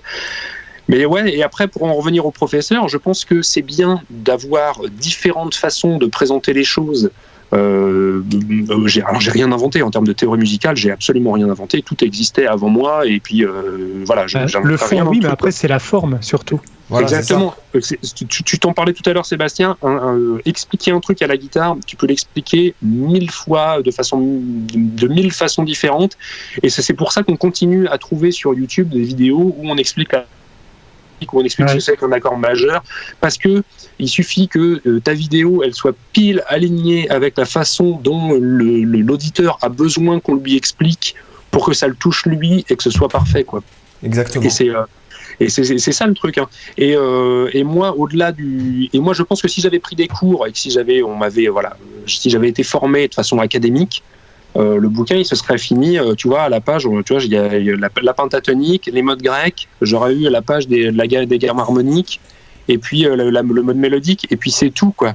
Ouais. Et sauf que moi, je voulais aller plus loin, quoi. Moi, quand j'ai découvert qu'on pouvait sortir des modes grecs, je me suis dit merde, il y a d'autres trucs que les modes La grecs. révélation. Ouais. La révélation, et je me dis merde, du coup, ça veut dire qu'il y en a 7 autres. Tu vois, j'étais sur la gamme harmonique, Ouais. l'échelle harmonique. Merde, il y en a 7 autres, du coup. En fait, il y en a 14, tu vois. Et en fait, tu te rends pas compte parce que t'es naïf que, bah non, parce qu'après, il y a l'échelle mélodique. Ah merde, alors du coup, ça veut dire qu'il y en a 21. Et puis, en fait, bah non, parce C'est qu'il y a vertigineux. encore. majeur harmonique. Et Ouais. voilà, et derrière, et je me suis dit, à partir de ce moment-là, je me suis dit, mais fuck, je vais essayer de trouver tout ce que je trouve, je vais essayer de tout Centralisé. faut que je puisse avoir tout, faut que je puisse tout utiliser. Moi, l'idée pour mon bouquin, c'était ça. Je voulais pouvoir tout utiliser. Tu vois, quand je voyais, j'en sais rien, moi, Steve Vai qui disait, bah ça, c'est un mode phrygien harmonique, phrygien dominant, je me disais, merde, je veux avoir un truc dans lequel je peux voir ça et je peux l'utiliser tout de suite et je peux trouver quels sont les accords qui vont avec et je veux pouvoir jouer avec cet élément musical. Même si je le connais pas, quoi. C'est le but du bouquin, quoi. Ouais, t'essaies de te faire une bible vraiment. Bah, c'était un peu ça. Et alors en fait, mon bouquin, il a été basé sur le fait que moi j'apprenne tout seul et que je me démerde avec les modes, les machins. Tu vois, jusqu'au moment où tu cliques que le phrygien, en fait, il est composé des mêmes notes qu'un autre dorien dans une autre tonalité. Que là, tu commences à tilter, que les modes sont relatifs. Donc là, déjà, t'as la lumière qui s'allume. Tu dis c'est génial. Et moi, j'ai le moment où ça m'est arrivé, ça s'est télescopé avec 2 vidéos. Une vidéo de Satriani qui traîne sur le net, sur laquelle il explique l'harmonisation d'une gamme à la guitare. Mm-hmm. Alors moi qui suis autodidacte, tu vois, l'harmonisation d'une gamme, c'était pas un truc qui était naturel, quoi. C'était pas intuitif, quoi. Et le mec t'explique, bah voilà, une gamme, c'est quelques notes, et si tu les empiles les unes sur les autres, bah tu peux faire des accords, quoi. Je me suis dit, putain, on peut faire plein d'accords en fait, ok. Donc là, tu commences à tilter. Alors tu recherches harmonisation et tu te rends compte que la gamme majeure harmonisée, tout le monde la connaît, majeur, mineur, mineur, majeur, enfin voilà. Et après, donc je me suis dit, merde, on peut faire ça avec les gammes, c'est génial. Et en même temps, je suivais, alors c'était pas une autre vidéo, mais c'était un autre truc, c'est un peu mon gourou. J'ai découvert les travaux de Mattias Eklund. Mattias Eklund, c'est un guitariste suédois, c'est le leader de Freak Kitchen, qui est une brutasse, un monstre, non pas tant en rouler vite et en dicter des notes, mais en concept, en sonorité bizarre, en inventivité, il est fou. En inventivité, le mec est complètement fou. Et lui, sur son site web, il avait une liste de gammes et de ragas indiens et autres gammes japonisantes et tout, qui était juste là, mais tu sais, juste la gamme, quoi. Ça fait do, ré, mi, fa, machin, et puis t'avais juste une gamme comme ça. Et du coup, je me suis dit, merde, mais avec toutes ces gammes, si je peux les harmoniser, tu vois, je faisais le rapport entre les deux. C'est intéressant, parce que c'est là que tu connectes. Qui explique, qui explose, tu dis putain, mais. Et d'ailleurs, je tiens à préciser pour les quoi. auditeurs que le Guitar Cookbook, ton concept en fait avec les couleurs et tout pour harmoniser les gammes dans toutes les tonalités, en fait, chaque mode dans toutes les tonalités, c'est vraiment bien pensé, quoi. Merci. Avec les codes couleurs, voilà, c'est vraiment top, quoi. Si quelqu'un veut faire des backing tracks, qui n'hésite pas à utiliser ça. Après, après, le problème, c'est que ce que je vois, parce que moi, je suis le premier à être passionné par les modes bizarres, etc. Enfin, les modes pas bizarres, mais singuliers, on va dire. Ouais, c'est une niche, encore une fois. C'est une niche qui m'intéresse. Tu vois, si on en revient à... Si j'avais suivi une formation normale, j'anticipe peut-être un peu ce que tu pourrais dire, la Seb. Au final, les gens, ils ont l'oreille affûtée, ils ont l'oreille éduquée. L'oreille éduquée à pentatonique, mode grec et un petit peu vite fait d'harmonique, parce que ça sonne un petit peu oriental. Mais sinon, au-delà de ça, les gens sont paumés complètement. Si tu leur fais un enchaînement d'accords sur un mode messaïen, par exemple, pour parler que de lui, ou j'en sais rien, sur des ragas indiens, tu perds 99,9% des gens, voire plus même, parce que les gens ne sont pas éduqués, c'est pas un truc qu'ils ont envie d'entendre. C'est une culture différente. C'est une culture différente. Mais moi, moi je dirais que si tu veux, bon après, même si, parce que des fois t'as un peu des gens qui je pense qui ont un niveau, j'aime pas ces trucs de niveau intermédiaire et compagnie, mais qui ont un niveau un peu intermédiaire et en fait quand ils jouent la penta et qu'ils commencent un peu à sortir de ça, ils renient la penta en fait. Dans le sens où ils se disent, mais de toute façon, la penta c'est nul. C'est un truc de débutant. C'est un truc de débutant. Et, putain, mais non. Et ben ouais, c'est ça, c'est que. Faudrait en fait, dire ça à B.B. King qui a passé sa vie dessus. Dis ça à B.B. King. Dis ça à B.B. King. Dis ça à Stevie Ray Vaughan. À Hendrix. Dis ça à John Mayer. Mais outre ces gens-là qui font du blues, dis ça à Pat Metheny qui a développé la penta, mais à son paroxysme. Dis ça à Coltrane. Quand tu l'entends, parce que Coltrane c'est quand même Coltrane, c'est pas le mec qui joue que la penta, c'est le mec qui est allé plus loin que les autres à son époque. Bon, et même il joue la penta. Toute la culture asiatique. Hein. Voilà, mais et puis quand bien même, je veux dire, mais moi quand je vois un peu ce genre de commentaires un peu snob, je leur dis les mecs, vous savez quoi, ils se rendent pas compte. Le problème ça vient pas de la penta, le problème ça vient de toi. Si tu trouves que tu tournes en rond avec la penta, ça veut dire que tu sais pas comment l'exploiter. Complètement. Complètement. Donc, mais que ce soit, je parle pas forcément de pentatonique étendue, de pentatonique altérée. Non. Je parle juste de prendre les notes de la gamme pentatonique et de les jouer, de faire ton plan blues. Au minimum, s'il sonne pas comme B.B. King, tu peux retourner travailler finalement, puisque tout le monde peut jouer ce plan-là. Donc, mais s'il sonne pas comme B.B. King, bon ben écoute, retourne travailler ou cherche dans le son ou dans le rythme, mais tu peux pas dire il faut sortir de la penta. Enfin, je veux dire, même si pourtant, tu vois. Après, tu peux vouloir en sortir pour chercher des sonorités nouvelles, pour enrichir. Mais effectivement, après, l'intérêt de renier, moi je vois plus ça comme des outils supplémentaires. Et c'est ça que je trouve intéressant dans ton cookbook, c'est que du coup, tu t'arrêtes justement pas au mode de base et que ça permet de pouvoir, à un moment donné, quand t'en as marre de ton Dorian, de ton Phrygien, de ton Lydien, et que t'as à un moment donné envie un jour, tu dis tiens, là j'ai envie d'une sonorité que je connais pas du tout, pour sortir un peu des clichés ou des idiomes de la guitare, parce qu'il y a aussi ça, on est quand même en guitare énormément, bon, comme tous les instruments, mais on est énormément conditionné par des plans clichés qu'on a l'habitude de sortir, et c'est très bien, c'est bien que ça existe également, mais il y a des fois on peut être aussi lassé de ça et vouloir se remettre un peu en difficulté. Moi, c'est ce qui se passe quand j'étudie un mode que je connais pas du tout. Je me retrouve un peu comme un débutant à nouveau à me dire, alors là, j'ai plus mes réflexes habituels, ça tombe plus naturellement sous les doigts, et en fait, ça t'oblige à repenser tous tes phrasés complètement différemment. Ça te nourrit tes idées, et après, du coup, des choses que tu auras trouvées, je sais pas, en étudiant un raga indien particulier, tu as trouvé des idées de phrasés qui te plaisent bien, mais après, des fois, tu essayes de réincorporer ça dans ta penta, dans tes modes.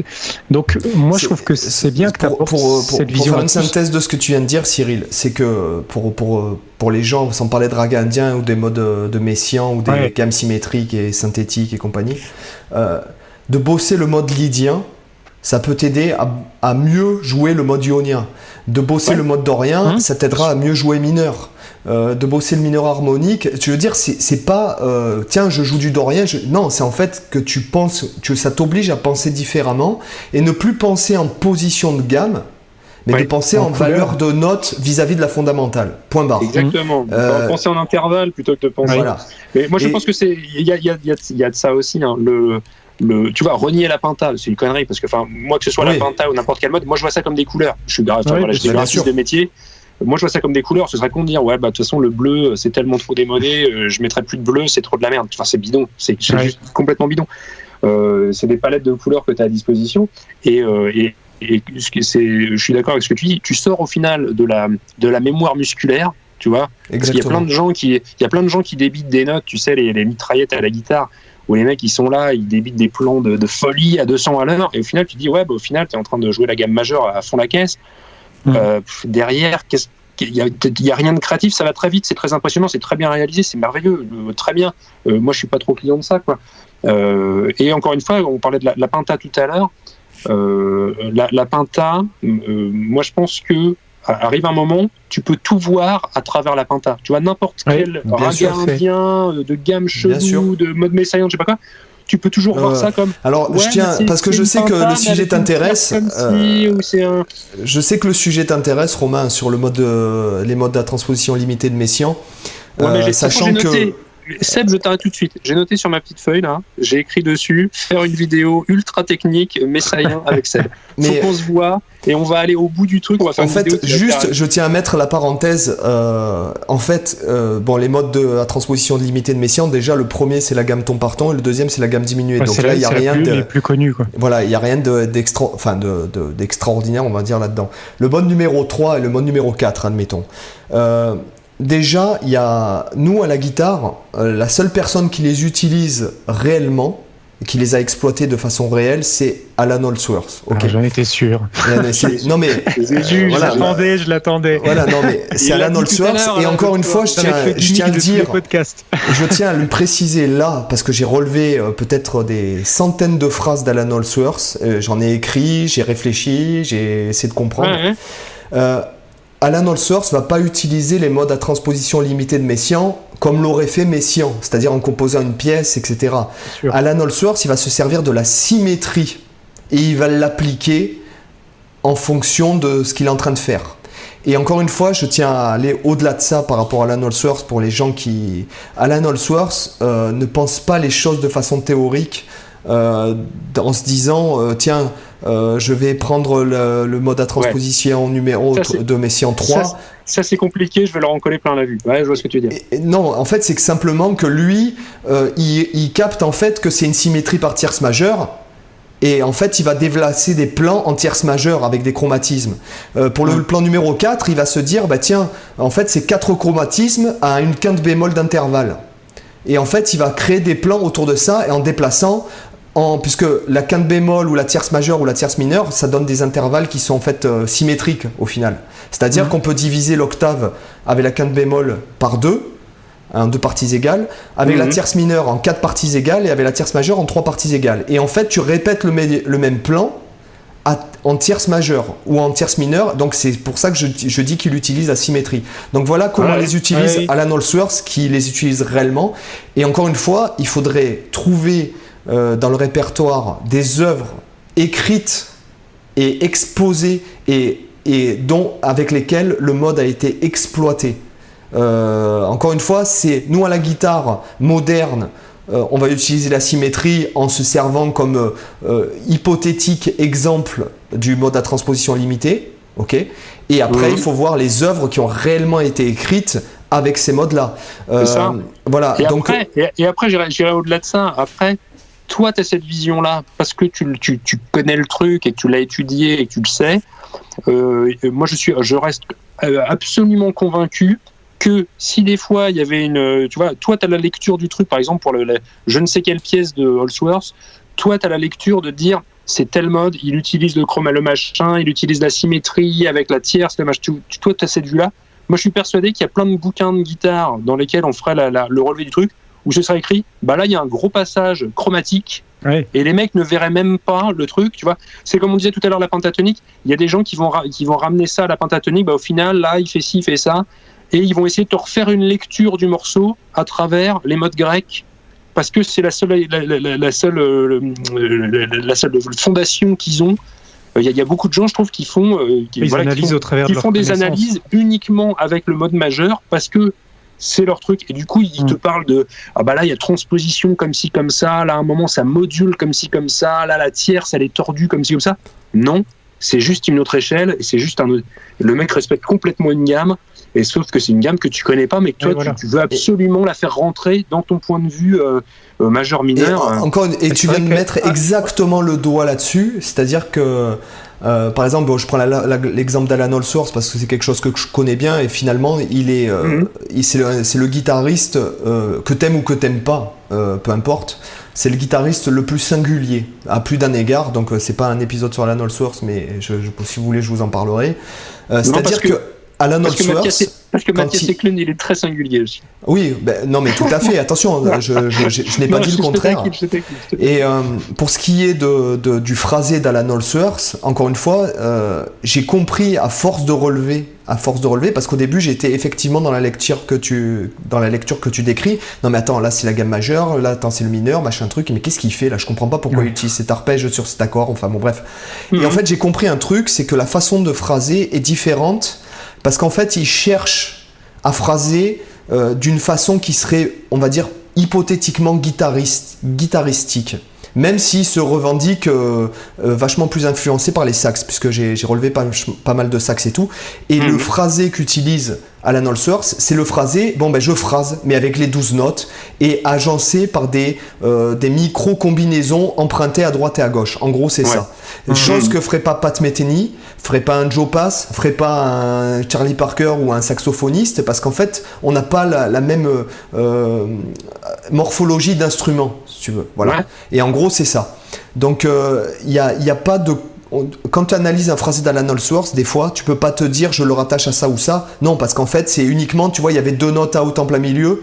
Ben, il les a jouées, il est retombé sur ses pattes dans une note in, tout connement. Il s'est pas dit tiens je vais faire une carte ou un emprunt de majeur, de mineur ou une substitution de tritonique ou quoi. Non, il s'en fout. Il dit ben, j'avais 2 notes out et avec l'habitude, la pratique et avec le fait de développer quelque chose de singulier et avec une vision assez exclusive de la démarche, le gars ben en fait, voilà, il crée son propre truc et ça devient de plus en plus acquis à lui, en fait. Et le fait de vouloir l'expliquer, c'est exactement ce que le fait de vouloir l'expliquer, ça en revient à dire ce que tu disais au tout début. Si jamais j'avais pris un cours avec un gars hyper scolaire, j'aurais jamais écrit le cookbook. Et là, c'est pareil pour Alan Holdsworth. Voilà, point barre. Non, c'est ça, je suis d'accord avec toi. Après, le truc, c'est que on pourrait faire tout un épisode là-dessus, sur la théorie musicale. Moi, je vois la théorie musicale comme un outil qui permet de créer. Tu vois, moi, j'ai créé mon bouquin qui est du coup assis sur la théorie musicale, parce qu'il sait que de la théorie musicale dedans, sauf qu'elle est présentée de façon avec des points et des traits, et tu mets tes doigts là, et puis du coup, tu peux créer un truc. Et dans l'autre sens, il y a beaucoup de gens qui utilisent la théorie musicale justement pour, comme toi, pour analyser. Tu vois, moi je pars de la théorie musicale pour que ça puisse amener les gens à faire de la musique, et toi tu pars, entre autres, de musique, que tu vas utiliser la théorie musicale pour pouvoir la décrypter et pouvoir comprendre ce qu'il y a derrière et pouvoir la mémoriser, surtout mémoriser et réutiliser, quoi. Voilà, il faut qu'elle soit utilisée parce que pour la théorie, ça n'a pas vraiment d'intérêt. Ça sert à rien. Je suis d'accord avec toi. C'est vrai qu'il y a beaucoup de gens aussi qui font l'erreur au niveau de la théorie. Et je pense que c'est aussi dû à la façon de l'enseigner. C'est de trop segmenter les choses. C'est-à-dire qu'il y a des gens où ils vont pas comprendre le lien qui peut exister entre les gammes et les accords, et ils vont pas comprendre qu'en fait tout ça c'est juste des blocs qu'on a séparés, mais en fait tout s'imbrique, tout fonctionne les uns avec les autres, et qu'on construit des accords par rapport aux gammes. On peut déverser un accord sous forme de chant harmonique pour en faire une gamme. En fait, tout ça, c'est des choses qui font un seul bloc, mais que par facilité pédagogique, on a dispersé en différents, on l'a morcelé. Et du coup, ça induit quand même pas mal moi je le vois, pas mal de confusion dans l'apprentissage théorique. Et ça, c'est quelque chose qu'il faut arriver à remettre dans l'esprit des gens. Et c'est ça que je trouve aussi bien fait dans ton bouquin.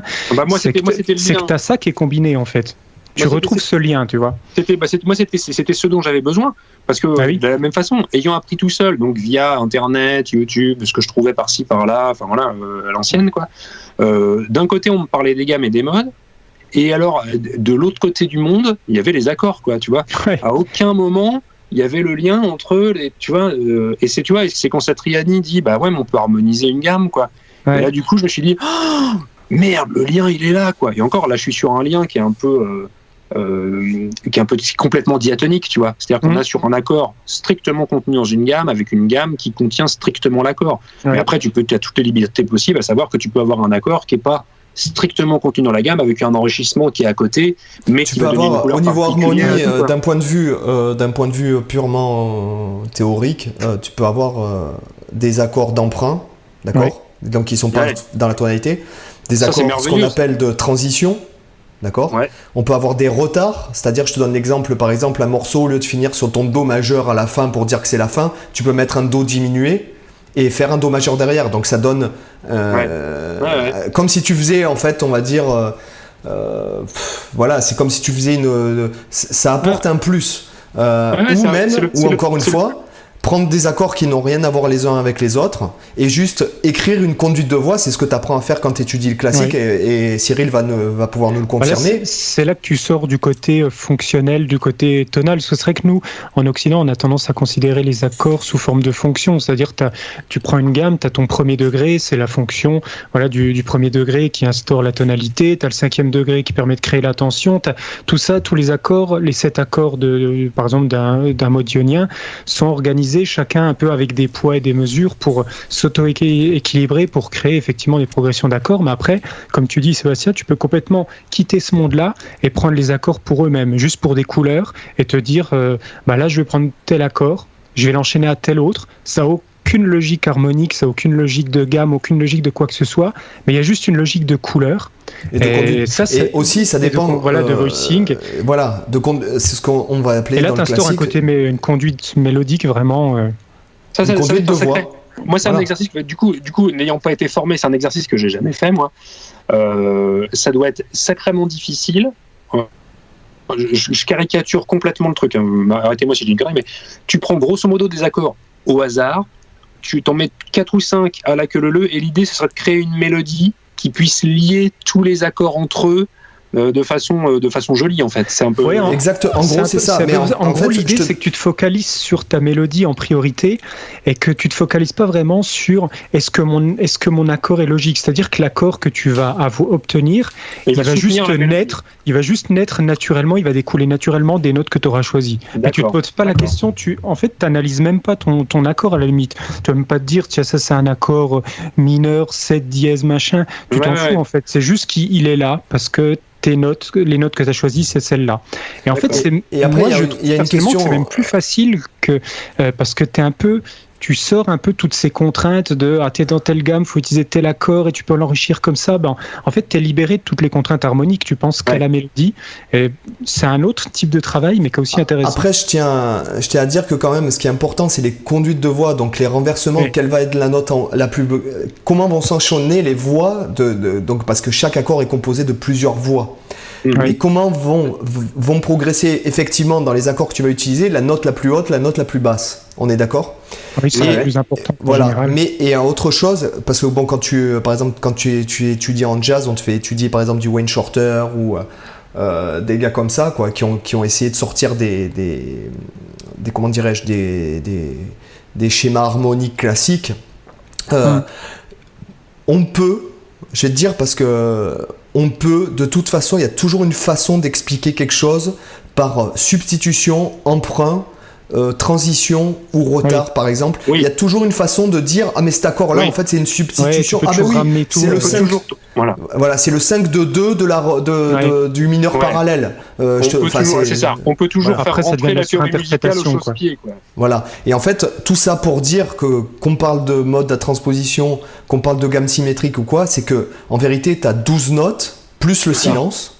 Et qu'en fait, et puis les merdes, voilà, c'est ça. Non, même pas. C'est que les notes, c'est comme des mots, et tu peux utiliser n'importe quelle note du moment qu'en fait, il est dans un contexte et qu'il est agencé de la bonne façon sur n'importe quel accord. Voilà. Encore une fois, on en revient à la même chose. C'est qu'est-ce que tu as à dire. Je veux dire, les notes, c'est des lettres. Tes lettres, tu vas faire des mots avec, et puis tu vas raconter une histoire, quoi. Et sorti du truc, tu peux raconter n'importe quoi, ça peut être intéressant, mais si tu as un truc à dire, c'est quand même vachement plus intéressant. C'est mieux, et aussi la façon de le raconter. C'est par exemple, de le raconter, bien sûr. Quand tu lis, par exemple, tu le racontes. T'as qu'à voir quand tu lis des histoires à tes enfants.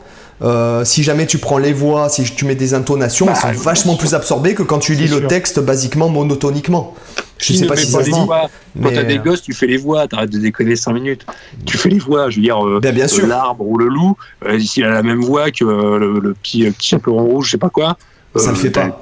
T'es dans l'échec. Faut te remettre en question. Et c'est encore une fois, c'est ce que tu as à dire et la façon de le dire. Et on en revient à la Penta. C'est tout le monde peut jouer le plan B12 de B.B. King. Au bout d'un mois de guitare, mais le mec qui le joue depuis 30 ans, ça sonne pas pareil que le mec qui le joue depuis. D'ailleurs, on va bientôt recevoir sur le podcast Florent Passamonti, donc qui est un bluesman. Un bluesman de ouf. Voilà. Ouais. Et d'ailleurs, moi quand je regarde ses tutoriels, parce que j'adore ce qu'il fait, ou que je vois son compte Instagram ou quoi, quand il joue la Penta, ça sonne 15 fois mieux que 99% des gens. Voilà. Mais encore une fois, je pense que tu vois la Penta, ou on dit Penta, mais les éléments entre guillemets simples qu'on peut utiliser pour faire de la musique. Moi, je fais toujours des parallèles avec plein d'autres trucs, que ce soit des couleurs ou la bouffe. C'est un peu comme, tu vois, préparer des sushis, quoi. Préparer des sushis, c'est pas compliqué. Tu fais cuire du riz, tu mets un morceau de poisson cru dessus. Sauf qu'il y a 150 000 façons de te louper et de faire un sushi pourri, quoi.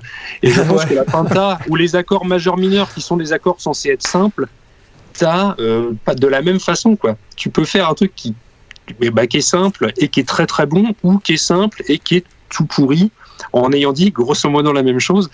Et c'est du talent, c'est du travail, bref, je pars en... Après, c'est comme un langage, quoi. C'est quelque chose où il faut t'exercer à l'utiliser, à parler avec. C'est sûr que là, si tu passes 3 mois à apprendre l'espagnol, tu vas pouvoir baragouiner 2-3 choses et pouvoir te faire comprendre. Mais comparé à quelqu'un qui vit là-bas, effectivement, vous utilisez le même langage, mais il y en a un qui l'a intériorisé et qui en connaît toutes les subtilités, toutes les nuances, et l'autre qui a compris basiquement la structure, mais qui ne sait pas encore comment je vais te dire un truc, si jamais je devais passer un examen d'espagnol là aujourd'hui, je serais nul, j'aurais 0, et pourtant j'y vis, et quand je vais au cinéma ou quand je vois à la télé ou quand il y a des gens qui me parlent, mon cerveau, même pas il fait la traduction. Parce que tu l'as pas appris, tu l'as vécu. Oui, voilà, je pense que c'est ça le truc. Il y a un truc on peut en parler, c'est comment il s'appelle, Victor Wooten. Victor Wooten, c'est un bassiste de folie. Il a développé toute une mentalité autour de l'apprentissage en parlant de la musique c'est un langage et faut l'apprendre comme on apprend un langage, quoi. Bien sûr. Et si vous connaissez pas sa façon d'aborder l'apprentissage, allez checker sur sa chaîne YouTube où il a écrit un bouquin, je crois, qui est super intéressant. Oui, il y avait le yin et le yang là en couverture. Et l'idée c'est ça. L'idée c'est que la musique c'est un langage et quand t'es débutant, quand tu apprends à parler à un bébé qui commence à parler, on va pas toutes les 5 minutes l'arrêter parce qu'il a pas dit la phrase comme il fallait, parce qu'il a pas prononcé le mot comme il faut, parce que machin. Alors qu'en musique, il y a des gens qui font ça. T'as fait une fausse note, non, t'arrêtes et tu recommences jusqu'à ce que ce soit bien. Et voilà. Mais j'ai envie de te dire, moi, pour rebondir là sur la fausse note, que t'as fait une fausse note, refais-la et ce sera plus une fausse note. Voilà. C'est Jimi Hendrix qui disait ça. Ah, je sais pas. Je sais plus qui disait ça. Alors, la blague quand tu fais une fausse note, c'est soit tu dis que c'est jazz, donc c'est la façon facile. Ou sinon tu peux dire que non mais vous n'avez pas le bagage nécessaire pour comprendre ce que je viens de faire. Ou alors tu dis, si ça te plaît pas, écoute pas, quoi. Voilà. Non mais c'est ça, encore une fois, c'est une couleur, tu vois, c'est une couleur, donc où est l'erreur, quoi? C'est ça. Après, l'erreur, c'est quand tu montres aux autres que pour toi, c'en est une. Bien Exactement. Sûr. Alors là, il faut poker face, c'est ça. Il y a une vidéo. Pour ça, tu la rejoues avec énergie. C'est ça. J'ai vu une vidéo il y a pas très longtemps. Je serais pas foutu de dire. C'est un nouveau mec, un bassiste là. Enfin, un nouveau. C'est Adam Neely. Non, c'est pas lui. Et c'est un mec. Et sa vidéo, c'est quand tu joues une fausse note en classique versus quand tu joues une fausse note en jazz. Oui. Et sa vidéo est géniale parce que le mec, donc, il se grime, il fait l'acteur et tout. Et en fait, il joue une grosse pièce classique à la basse, donc il a fait vachement bien. Et dedans, exprès, il met des fausses notes et il simule la réaction de l'auditoire, quoi, où les gens sont choqués, tu vois, limite atteints, blessés par le truc. Et son prof l'arrête, enfin comment s'appelle, le chef d'orchestre l'arrête pour l'engueuler. Qu'est-ce que t'as fait? Tu te rends pas compte? Et à la fin, il me dit qu'il devrait essayer le jazz. Et il refait exactement la même chose en jazz, donc il joue des voilà. Et de temps en temps, il met des pains. Et donc là où il était tout juste, tu vois l'auditoire jazz qui s'endort. Et dès qu'il fait un pain, il fait ce qu'on pourrait dire une fausse note. T'as le public qui fait ah oui. Et au fur et à mesure, le public se réveille parce que les notes elles sont out et puis du coup elles excitent un petit peu le truc, quoi. Alors, c'est assez rigolo, c'est très c'est bien fait en plus. C'est très sincère dans la démarche au final parce que c'est un peu ça. Sur ces fausses notes, parce que les gars, je pense que les auditeurs s'en sont rendus compte, on est à 1h42 d'enregistrement. Mais on est passionnés, Et voilà, c'est ça. Et on revient demain. On pourrait le faire tous les jours comme ça, il n'y aurait pas de problème, on pourrait le faire en direct, il n'y aurait pas de souci. Tu remarqueras qu'à chaque podcast, on fait de plus en plus long. Bientôt, ce sera des podcasts des journées épiques. Mais tu vois, là, on va faire un marathon un jour, 24 heures de podcast. Pourquoi pas? Mais là, moi, j'ai une pensée pour. Alors, je ne sais pas son prénom, on peut l'inventer, mais ce mec qui est en train de descendre dans le sud ou de monter dans le nord avec sa bagnole, et il lui reste encore 7 heures de route, et il se dit merde, c'est fini. C'est déjà la fin. Mais non, t'inquiète pas, il aura les autres épisodes parce qu'en fait, on va poster tous les jeudis un épisode, et que on s'était dit avec Cyril quand on préparait les podcasts, les sujets et tout ça, on s'est dit ouais, il faut maximum entre 20 et 40 minutes maximum. Là, le premier podcast, il dépasse l'heure. Là, la première interview, on est à 1h43 de podcast. Mais ouais, mais tu me demandes des trucs, je te réponds. Non, mais c'est encore une fois, ça prouve que. Et encore une fois, je tiens à dire aux éditeurs qu'on n'a rien à gagner, on fait ça parce que ça nous plaît. C'est le plaisir. Et voilà. Et c'est ça le plus important en fait pour conclure sur le happy end du truc, c'est que ce qui est le plus important, c'est que tu prennes du plaisir à faire ce que tu fais. Ah bah c'est clair. Hein. Voilà. Bah, si je peux avoir un peu le mot de la fin. Moi, je travaille un peu avec ça, avec une psychologie à 2 francs 50. Je me dis, on va bientôt mourir, quoi. Tu vois, dans le sens où là, grosso modo, dans 80 ans, on est tous morts. T'es sympa, moi j'ai 40 ans cette année, mec. Non, mais moi c'est pareil. Moi, j'en ai 38, donc voilà, dans 80 ans, je serai enterré bien vite, je pense. Mais grosso modo, ça va. Les gars. Ça va vite. Non, mais ça va vite s'arrêter. À plus ou moins long terme, ça va vite s'arrêter. Donc, autant profiter tout de suite. Essayer de trouver un job qui nous intéresse ou une façon de gagner sa vie qui nous intéresse, de faire des choses qui nous intéressent. La passion, c'est quand même important. Le seul truc qui a de la valeur, c'est le temps qui est important, passe, je trouve. Moi, ce qui m'a toujours plu mais je me rends compte depuis que je suis tout petit, c'est partager ce qui me passionne. Voilà. Oui. Voilà, donc on est là-dedans. En plus, bon, on a aujourd'hui particulièrement le bon client, j'ai envie de te dire, parce que moi, si je peux me permettre. Je peux me permettre, hein, je reviens quand vous voulez. Hein. Moi, il n'y a pas de souci. Mais de toute façon, c'est prévu parce que, en fait, on n'a pas parlé de tout aussi, hein. Il reste tellement de trucs à parler. Moi, je suis fan du format. Vous êtes sympa comme tout, super intéressant. J'apprends 1000 trucs avec vous. Invitez-moi quand vous voulez.